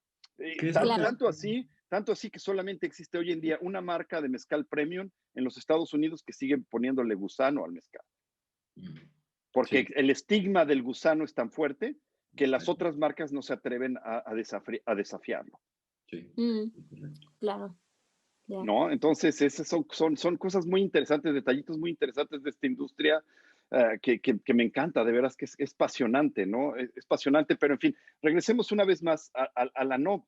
Entonces, tenemos las pechugas, tenemos todas esas reglas y estoy de acuerdo contigo. Definitivamente, la Sí. diferenciación de dónde vienen es importantísima. Pero también hay otro punto. ¿Queremos crecerla o no queremos crecerla? Es decir, queremos más denominaciones de origen como la raicilla, el bacanora o el chocolo, que hoy en día está buscando su denominación de origen, o queremos Ujú, seguir creciendo el mezcal como denominación de origen. El problema con Morelos, con ujú, Sinaloa, que definitivamente merecen por historia la Ujú. denominación de origen, no es que no se les esté aceptando, es que los dos estados quieren todo el estado para tener la denominación de origen cuando solamente unos municipios la merecen. Sí. Y ujú. eso es lo que, esa es la realidad de lo que está pasando. Se malinforma a la gente y se dice que no se les quiere aceptar porque los oaxaqueños no quieren competencia. En parte sí, pero en parte no. Una de las grandes realidades de esto es que los estados quieren agandallar, son golosos y quieren agarrar todo el estado, ¿no? Es decir, Morelos empezó a invertir en agaves desde hace muchos años esperando eso justamente. Entonces, hoy en día, cuando dicen, oye, nada más voy a agarrar 3 o 4 municipios que merecen la denominación de origen, y los demás dicen, oye, si todo el agave que tengo regado, sembrando desde hace 5 o 6 años, ¿qué voy a hacer con él, no? Y además No lo en voy a parte poder es el meter. ejemplo que ya se dio en Puebla, ¿no? En Puebla a muchas personas argumentaban decir, pues, se produce donde no crece agave y crece agave, donde crece agave no se produce, ¿no? Y sin embargo, los municipios que entraron, muchos son cuestionables, faltaron quizás Sin duda, algunos. sin duda, Entonces, sin duda. Y creo que eso ya hay, dolió tanto que se cerraron las puertas. exacto, ¿no? Creo que ya hay un ejemplo muy concreto de cómo se dio mal. Mi opinión personal de la denominación de origen, como está hecha, es síganla creciendo. Síganla creciendo porque ya es una broma para muchas personas que entienden las denominaciones. Y mientras más grande es, más ridícula se ve. Y quizás eso lleve a lo que hablábamos de los apellidos de las regiones, ¿no? Quizás eso fuerce a decir, ok, ahora hay que hacer microdenominaciones, denominaciones controladas. Los elementos y los modelos ya existen, ¿no? Ya existen en el vino, ya existen en otras bebidas. Entonces, ¿Y qué hacemos con el nombre mezcal? de entrada, si esa Porque denominación queda así, quedaría protegido pues casi todo México, ¿no? Lo cual es curioso. Exacto, porque mira, es justamente lo que duele es eso, ¿no? Yo me Ujú. acuerdo el escándalo que hicimos todos, nadie estábamos, que yo sepa, nadie estaba de acuerdo y por eso se votó lo de cambiarle el nombre a los destilados de agave, ¿no? Ah, Esperaban sí, ponerle un nombre comil, ¿no? ridículo por Comil, ¿no? Comil. Saben, yo registré el nombre de Comil aquí en los Estados Unidos, justamente para agandallar Sí. esa estupidez, ¿no? Ujú. Nadie le importaba, no servía de nada, pero bueno, a donde vamos es que el mezcal hoy en día tiene un dueño y eso es México, Ujú. ¿no? Y eso es lo que lastima, yo diría, honestamente, porque no es falso, lastima a muchos productores en Sonora, Sí. en otros lugares donde se sigue haciendo ese producto y cuando tú llegas y le dices, oye, quiero un destilado de agave, dicen que no, aquí yo hago mezcal, hijo, ¿no? Y le han Claro. llamado mezcal desde siempre. Es decir, México se agandalló la palabra común, Ujú, Ujú. referirnos a los destilados de agave, ujú, y la hizo parte únicamente de 9 estados de la República, y no enteros, porque 5 de ellos solamente son municipios. Municipios, ¿Ok? ujú, sí. Pero por el otro lado, nos protegimos internacionalmente. Ujú. Sí. Porque California, Arizona, para no ir tan lejos, Sí. Texas y si queremos ir más lejos, India, que ya es una realidad, Sudáfrica es realidad, China va a ser Australia. pronto, Australia va a ser pronto, es decir, Escocia. destilados de Escocia. agave ya. Yo me acuerdo haber visitado un productor en Seattle que me dijo, yo estoy haciendo mi destilado de agave, ¿no? Sí. Y qué bueno que lo hagan. Yo visité un chavo que tiene un tequila en Santa Cruz que se llama Ladrón. Y el señor importa jarabe de agave de la región de Tequila Exacto. y con eso hace su destilado de agave, porque no le llama tequila. La verdad es que Es no el lo mismo llama caso. tequila, le llama destilado de agave. Es Ujú. decir, no le llama tequila porque está protegido. Es decir, Estados Unidos no es parte del Tratado de Ámsterdam, que protege las denominaciones de origen, pero sin embargo es socio comercial de México y hay un detalle con la protección. Ujú. Nosotros protegemos el nombre Bourbon y ellos protegen nuestras denominaciones de origen, Sí.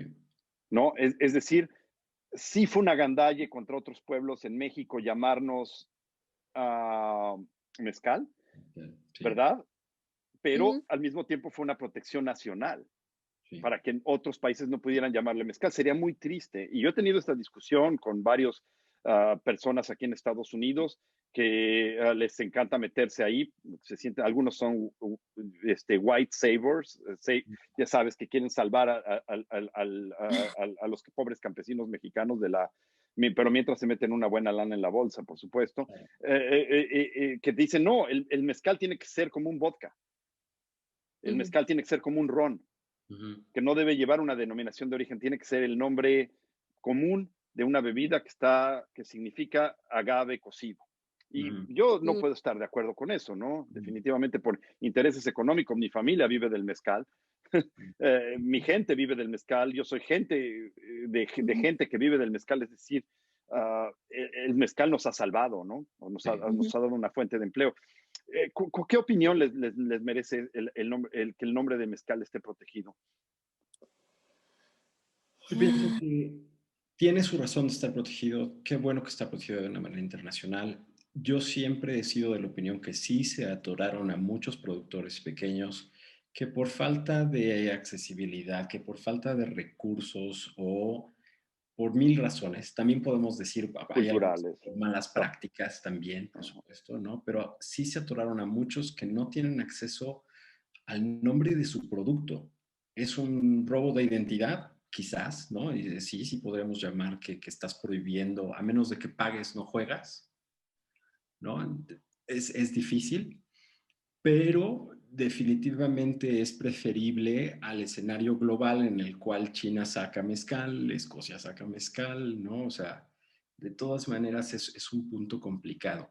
Si la denominación creciera tanto que se rompe de cierta forma, ¿no? Que entonces tenemos que hacer las microdenominaciones y todo, lo ideal sería que la denominación grande, la palabra mezcal, se extienda a los demás productores, siempre y cuando cumplan normas de salubridad o alguna cosa que nos proteja también lo que decíamos otra vez un poquito anterior, el prestigio, ¿no? Siempre y cuando no se diluya tanto que se vuelve cualquier cosa.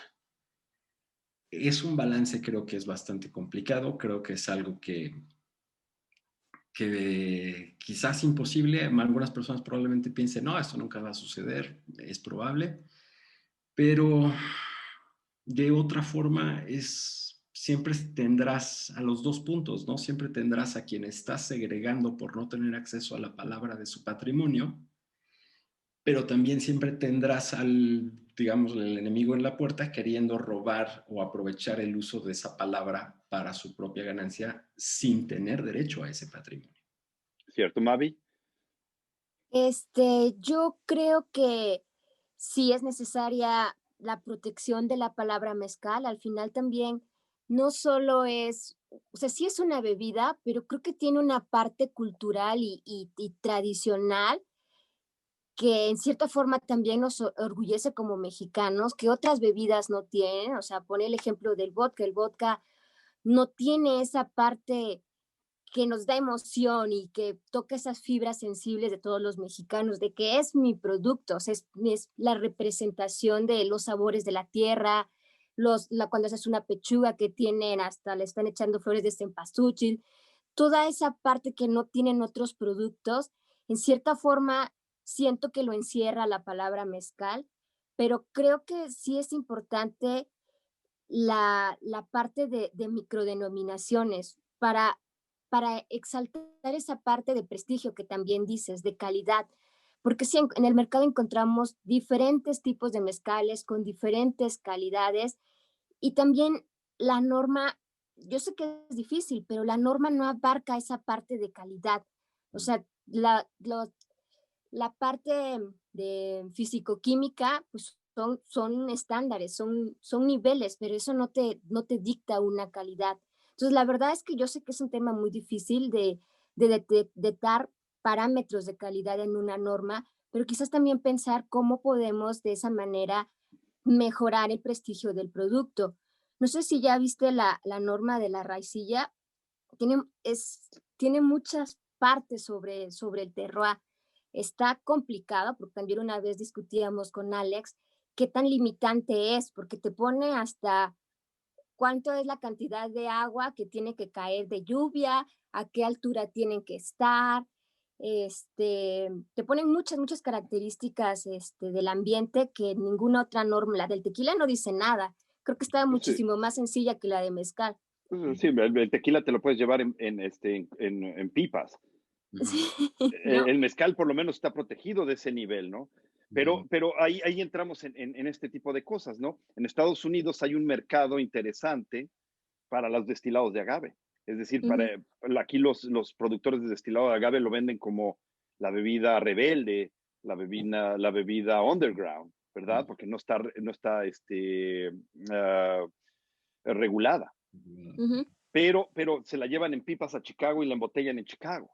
ujú, Entonces, realmente no sé qué tan honesto sea esa parte, qué tanto control, qué tanta realidad hay entre lo que dice la botella en la etiqueta y lo que se está tomando el consumidor cuando está embotellado en Chicago. Y bueno, independientemente de que sea un hombre muy honesto y que realmente lo que dice la etiqueta lo sea, ¿qué pasa con los empleos mexicanos que se perdieron en ese proceso de llevarse un producto 100% mexicano que se supone que debe dar riqueza ujú. a las personas que lo producen y llevarte una parte importante de esa riqueza a otro país para repartir ese dinero allá porque te sale más barato y te metes más dinero tú en tu bolsa, ¿no? Sí.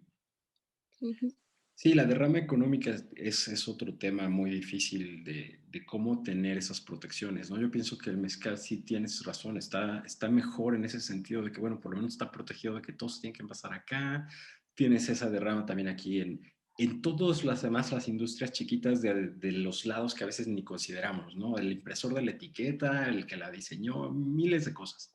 O igual el Claro. diseño puede ser de Chicago también si quieres, pero por lo menos se imprimió acá para hacer las etiquetas y cosas así. Esa derrama además es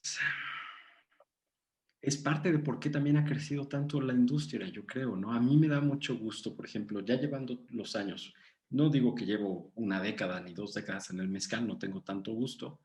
eh, Está chavito, mano. Además, me piden identificación cuando me compro mis botellas, Sí, ¿eh? sí, sí, yo te lo hubiera pedido. No, no, no. Pero mira, fuera de broma, llevo 6 años, casi 7.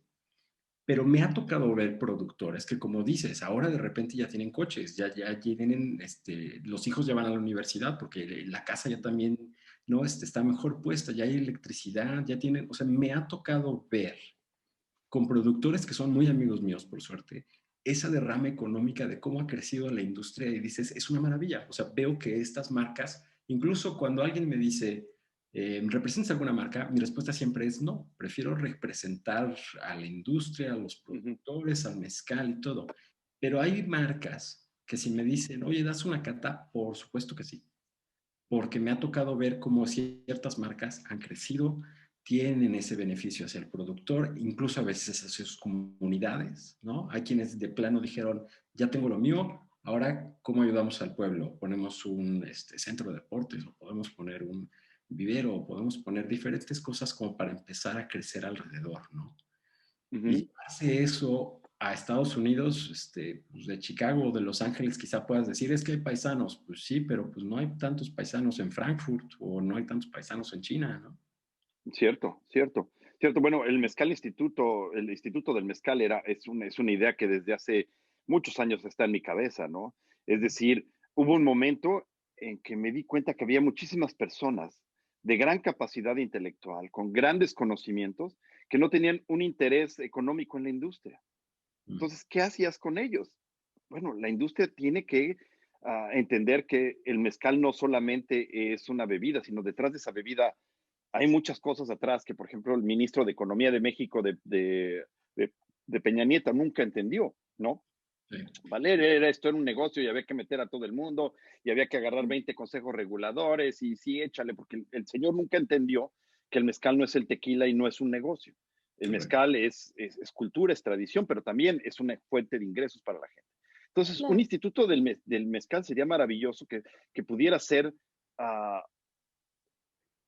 fundado y pagado por las marcas que hacen dinero afuera, para que todas esas personas que tienen los conocimientos pudieran divulgarlos y pudieran hacer nuestra industria mejor. Es decir, ¿quién se va a encargar de una nueva norma? ¿Van a ser 3 marcas que quieren hacer más dinero? No, por favor, Sí. no. Lo que queremos es que sean catedráticos, que sean historiadores, que sean personas que no tienen intereses económicos, otros que ganarse un salario, ¿verdad? Que realicen la nueva NOM del mezcal para que podamos crecer más sanos y mejor y podamos por fin darle el prestigio. Porque el día que nosotros dejemos de vender cantidad y solamente vendamos calidad, ese día nuestros agaves van a poder respirar y van a poder volver a crecer.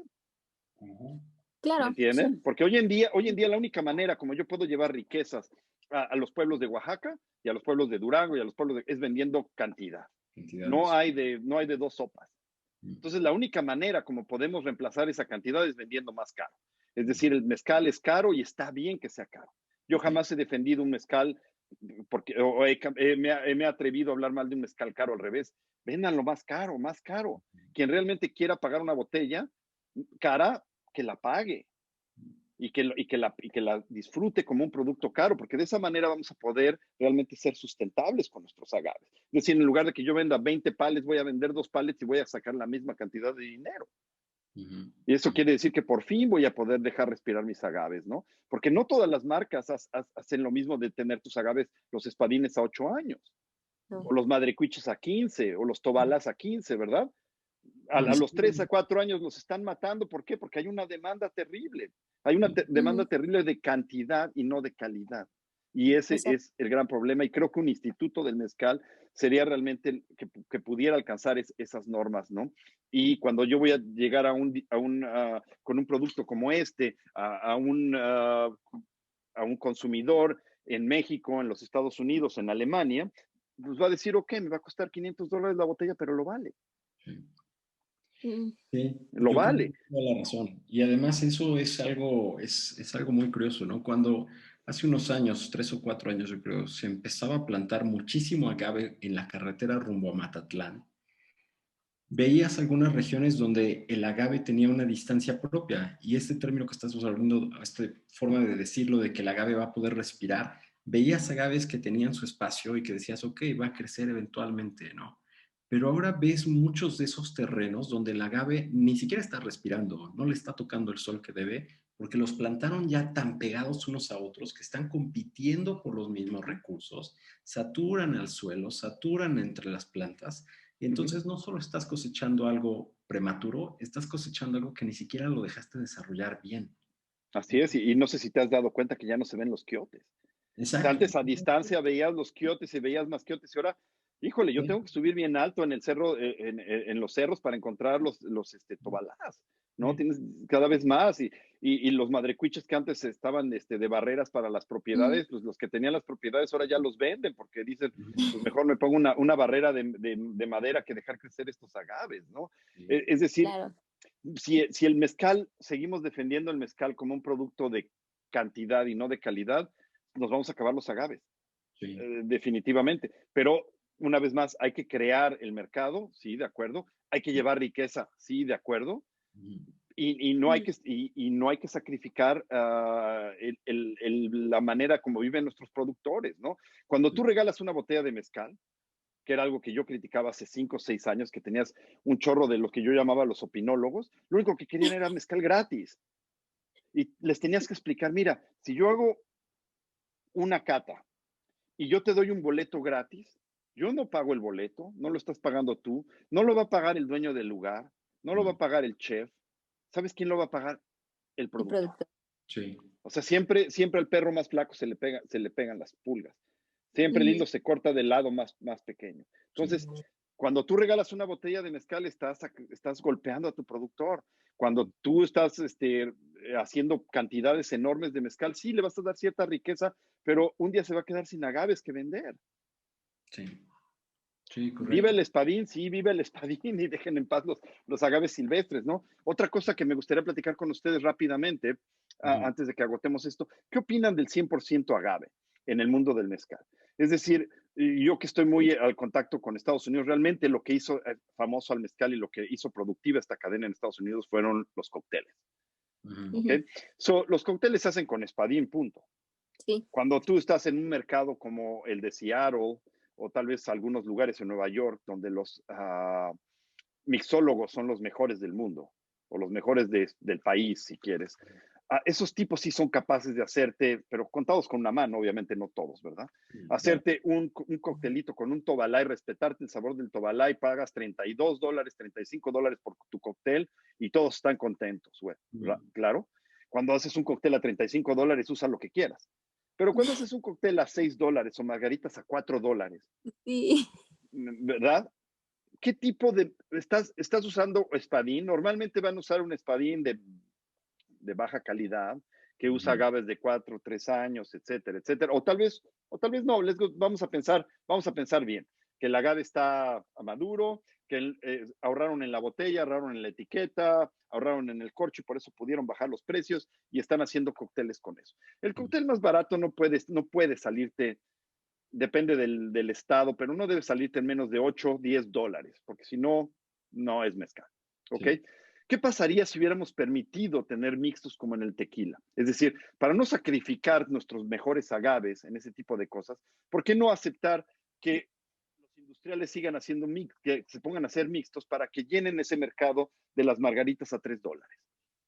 Pero, no sé, yo creo que el 100% agave es parte de lo que le está dando prestigio al mezcal, Ujú.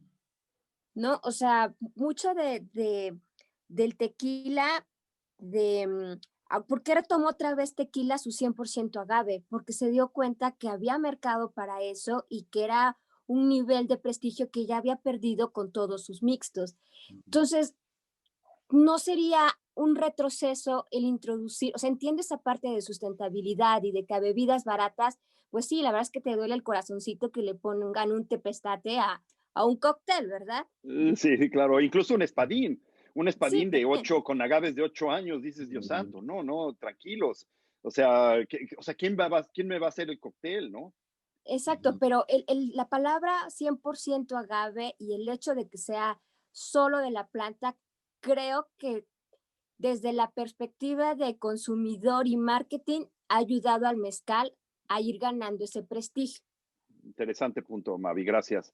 Gracias. Yo sigo insistiendo en que si va a haber un bar de esos de esquina, ¿no? Que no sea de esos lugares fancies y etcétera, que va a vender sus margaritas de $3 con mezcal, pues que usen Monte Albán, ¿no? ¿Por qué no? Sí, Que usen un mezcal industrial. Pero el mezcal industrial, hacerlo 100% de agave es lo que me duele muchísimo, ¿no? O sea, Sí. que sí, controlen las levaduras, que lo destilen en destiladores continuos, pues que usen otras fuentes de azúcar, caramba, muchachos. Vientos por ustedes crean muchos empleos, están llevando un mezcal baratito a los Estados Unidos, pero no usen todos los agaves, no se los Sí. acaben, ¿no? sí, eso sí, Sí. sí. No, eso a mí me pasa también lo mismo con los endulzantes o los jarabes de agave, ¿no? Que de repente se pusieron así de Uf, moda de que son medicina holística y la vibra y el aura del endulzante de agave me va a poner como santo, pura mamada, perdón, pero engorda es, igual que el de Maple. es un endulzante, de todas maneras es artificial, le estás dando la madre a una planta que le tendrías que tener más respeto, ¿no? Cierto, Coincido en cierto. ese punto, igual que tú, de decir el industrial, pues, hacerlo 100% de agave es un crimen para el agave, es una falta de respeto al agave. Pero yo pienso que si la norma abriera al poder usar cualquier otra cosa, caña, maíz, lo que sea que fermente, yo creo que eso llevaría a muchísimas más malas prácticas Mm, y quizás la forma tendría que ser, la única forma de que no lo haga 100% de agave es industrial. Pero eso es algo que los industriales nunca van a aceptar porque sería tomarse un tiro en el pie de decir, bueno, pues si todo el mundo sabe que el industrial es malo y ahora Ajá. vamos a bajarnos De lo todavía. mismo, claro, claro. Si no aceptaron poner el término industrial en sus botellas, ¿no? Exacto, Pero exacto. bueno, el arrocaña ya existe, ¿no? O sea, la Ah, sí, arrocaña ya existe en ya hay quien le pone caña, ¿no? sí, Y es lamentable porque, una vez más, el prestigio. Si sí. realmente queremos salir de este hoyo, es el prestigio lo que nos va a sacar.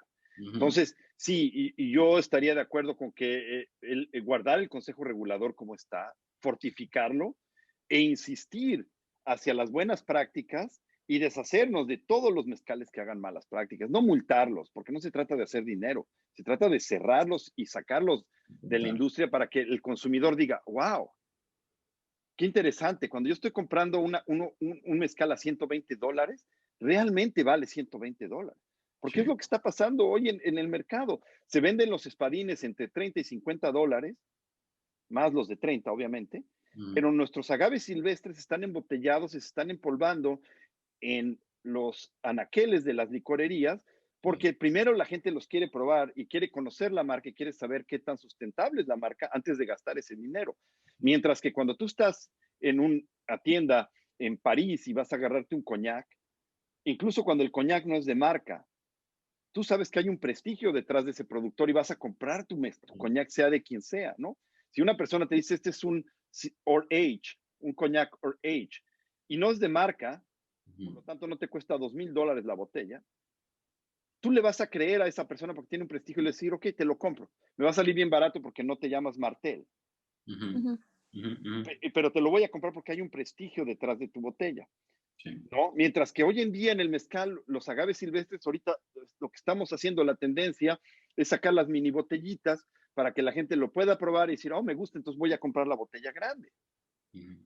Porque además, durante la pandemia perdimos a nuestros mejores abogados, que eran los bar managers o los bartenders, cuando ellos le decían a la gente, sí, mira, yo estuve en Oaxaca, yo conocí esta productora, yo te puedo decir que este es muy bueno, pruébalo. Oh, Sí, ahora ya no no, ya toca. lo probé, mañana voy a la tienda y lo compro. Puedo gastar $150 en esto porque ya tengo la confianza de que realmente lo dicen. Entonces, sí nos está afectando esta producción en masa, porque la gente no confía en lo que, en lo que está comprando, porque dicen, si hay porquerías en el mercado, ¿quién me dice que esta botella que está aquí no es una porquería más, ¿no? Ujú. Que eso es algo que Alex y yo habíamos platicado hace 6 años, cuando iniciamos Agabache, cómo comunicar eso, porque tú estás en el anaquel y ves una botella, pero el CRM es un consejo regulador que no asegura calidad. La Ujú. norma no hace, o sea, asegura calidad de lo que decía, de aspectos físico-químicos, pero no te va a decir que en verdad está bueno el mezcal, que en No es su verdad llevan buenas trabajo, prácticas, definitivamente que no en es su verdad trabajo. es sustentable. ¿De qué manera se puede comunicar eso en una botella? Porque cuando estás ahí comprando, no tienes al vendedor, al representante de marca ahí contigo, no tienes el video. Entonces, hace 6 años, Alex y yo habíamos pensado en un proyecto de cómo ayudar a esos productores que en verdad tienen un producto con, con sustentable, con buenas prácticas, con comercio justo, cómo lo hacíamos para apoyarlos, pero no siempre estás ahí para explicarlo, ¿no? Entonces quizás también es algo en el que hay que pues, pensarle cómo se le puede hacer. Y Sí, no, además, tú diste en el clavo, creo que ese es el clavo. El consejo regular, y tal vez sería la innovación necesaria, Alejandro. Creo que Mavi dio en el clavo. Déjame lo planteo para ver si entendí bien. El ujú. Ujú. consejo regulador del mezcal, su labor es regular que el mezcal está hecho de la manera que dice la norma, mas sin embargo, no está hecho para garantizar una calidad en un producto. Así Ujú. Y es. quizás esa sería la innovación necesaria que requeriría la industria, es decir, obligar a que el Consejo Regulador del Mezcal, además de ser un órgano regulador, sea un órgano que le dé prestigio a la marca. No sé cómo hacerle, todavía habría que echarle un poco de coco, pero quizás esa es la gran innovación que requiere el mezcal, ¿no? Sí, y ya sea, por ejemplo, el instituto que mencionabas antes, o sea, tener una organización nueva. Lo que yo creo que también coincido en lo que tú dijiste en algún momento, al consejo le hace falta cambio, o sea, ya le hace falta un movimiento. Quizás no es necesario quemarlo hasta sus cimientos, pero ya desde hace mucho tiempo que le falta cambio, ¿no? Lo dijiste y creo que es clave.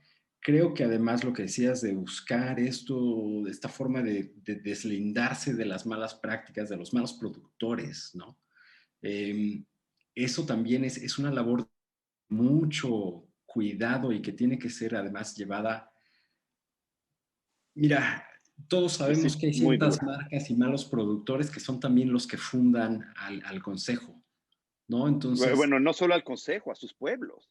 sí, sí, Y sí. también, A sus Entonces, pueblos, o sea, sí, esa marca que tiene, que trabaja con todo el pueblo, que todo el pueblo trae los mezcales y los juntan todos y viene un químico y lo revuelve y sí, sale un producto de al litro súper sí, barato a los Estados Unidos, todo ese pueblo vive de ese de eso, producto que está siendo sí. muy exitoso Ujú, y ujú. todos reciben esa riqueza.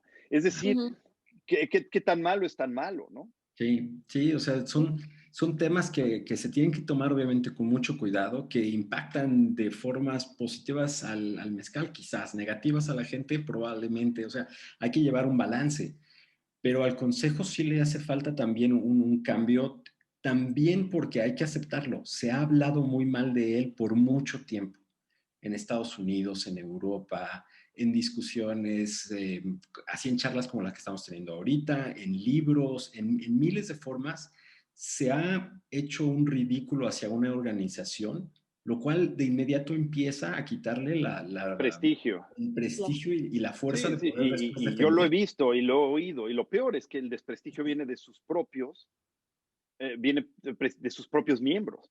¿Por Ujú. qué? Ujú, Porque se sienten a gusto de hablar así, porque quieren, porque están en otro país y creen que se van a hacer más interesantes, o porque van a distinguir su producto. El consejo regulador es terrible, pero mi producto es buenísimo.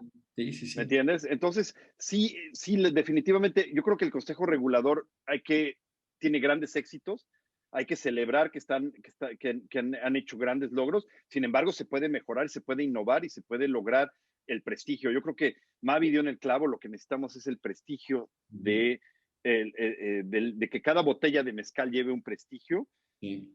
independientemente de quién la realice, ¿no? Y creo exacto. que esa sería la gran innovación.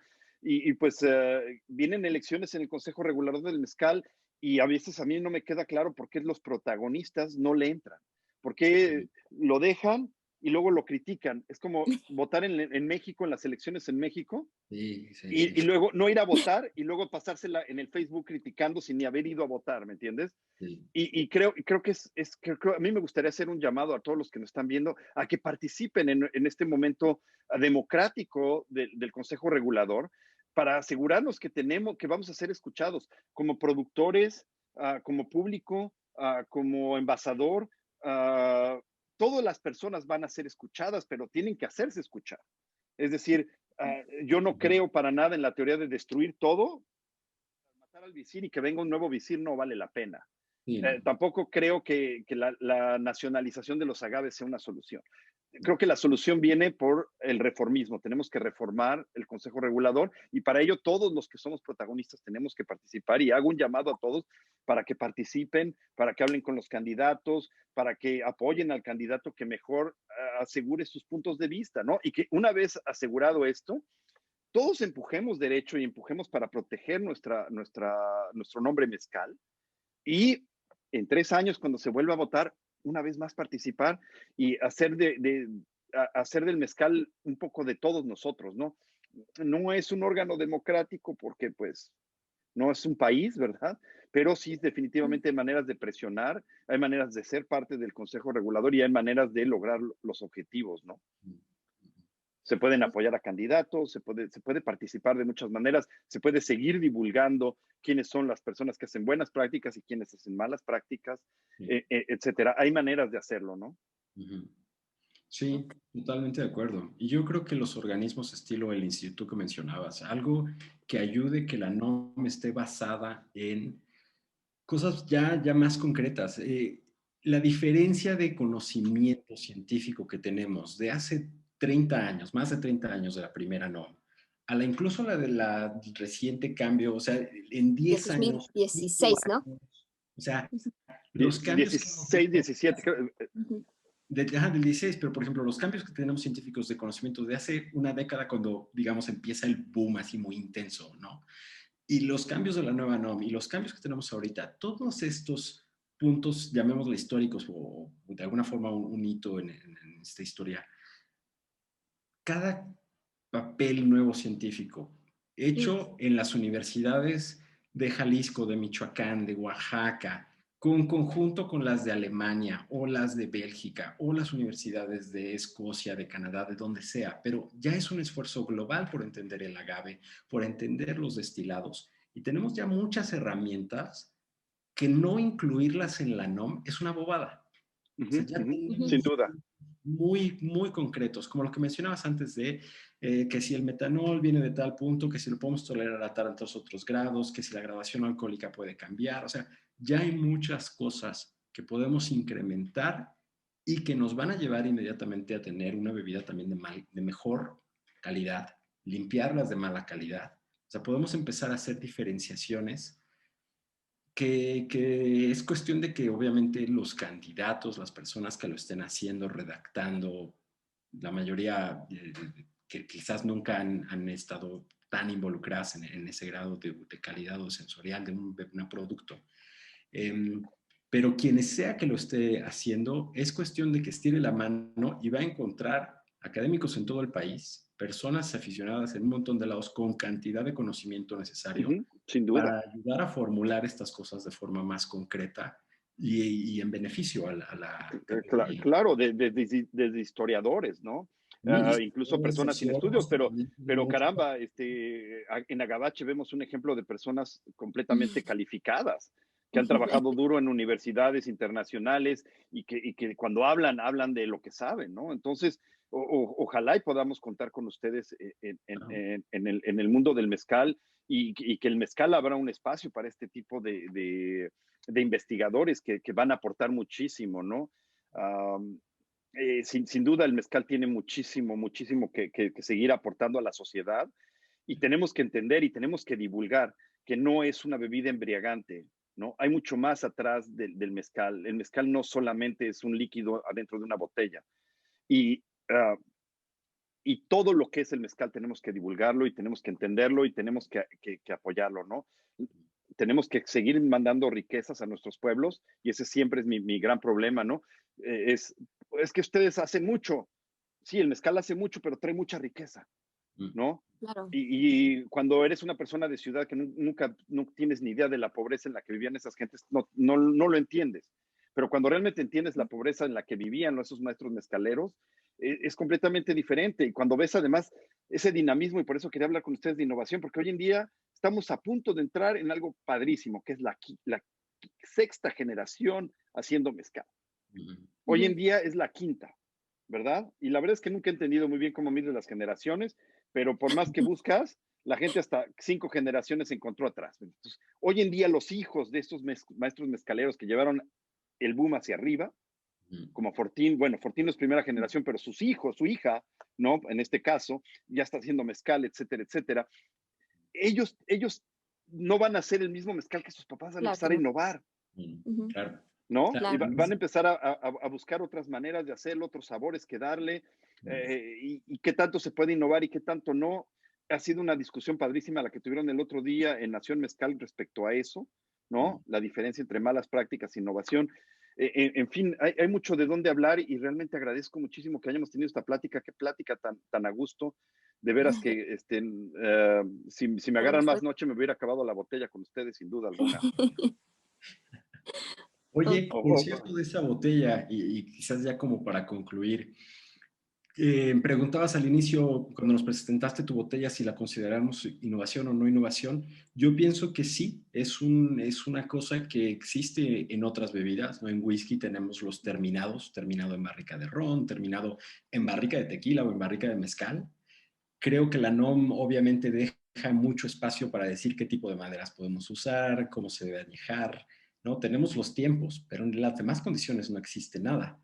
Entonces, el tener barricas no comunes, como es en este caso una de rye, me parece que sí queda como una innovación, no que transforma todo en una manera impresionante, ¿no? No es algo que va a cambiar el juego, pero definitivamente es algo que añade un punto extra de lo que podemos crecer, de lo que podemos hacer, obviamente también de prestigio.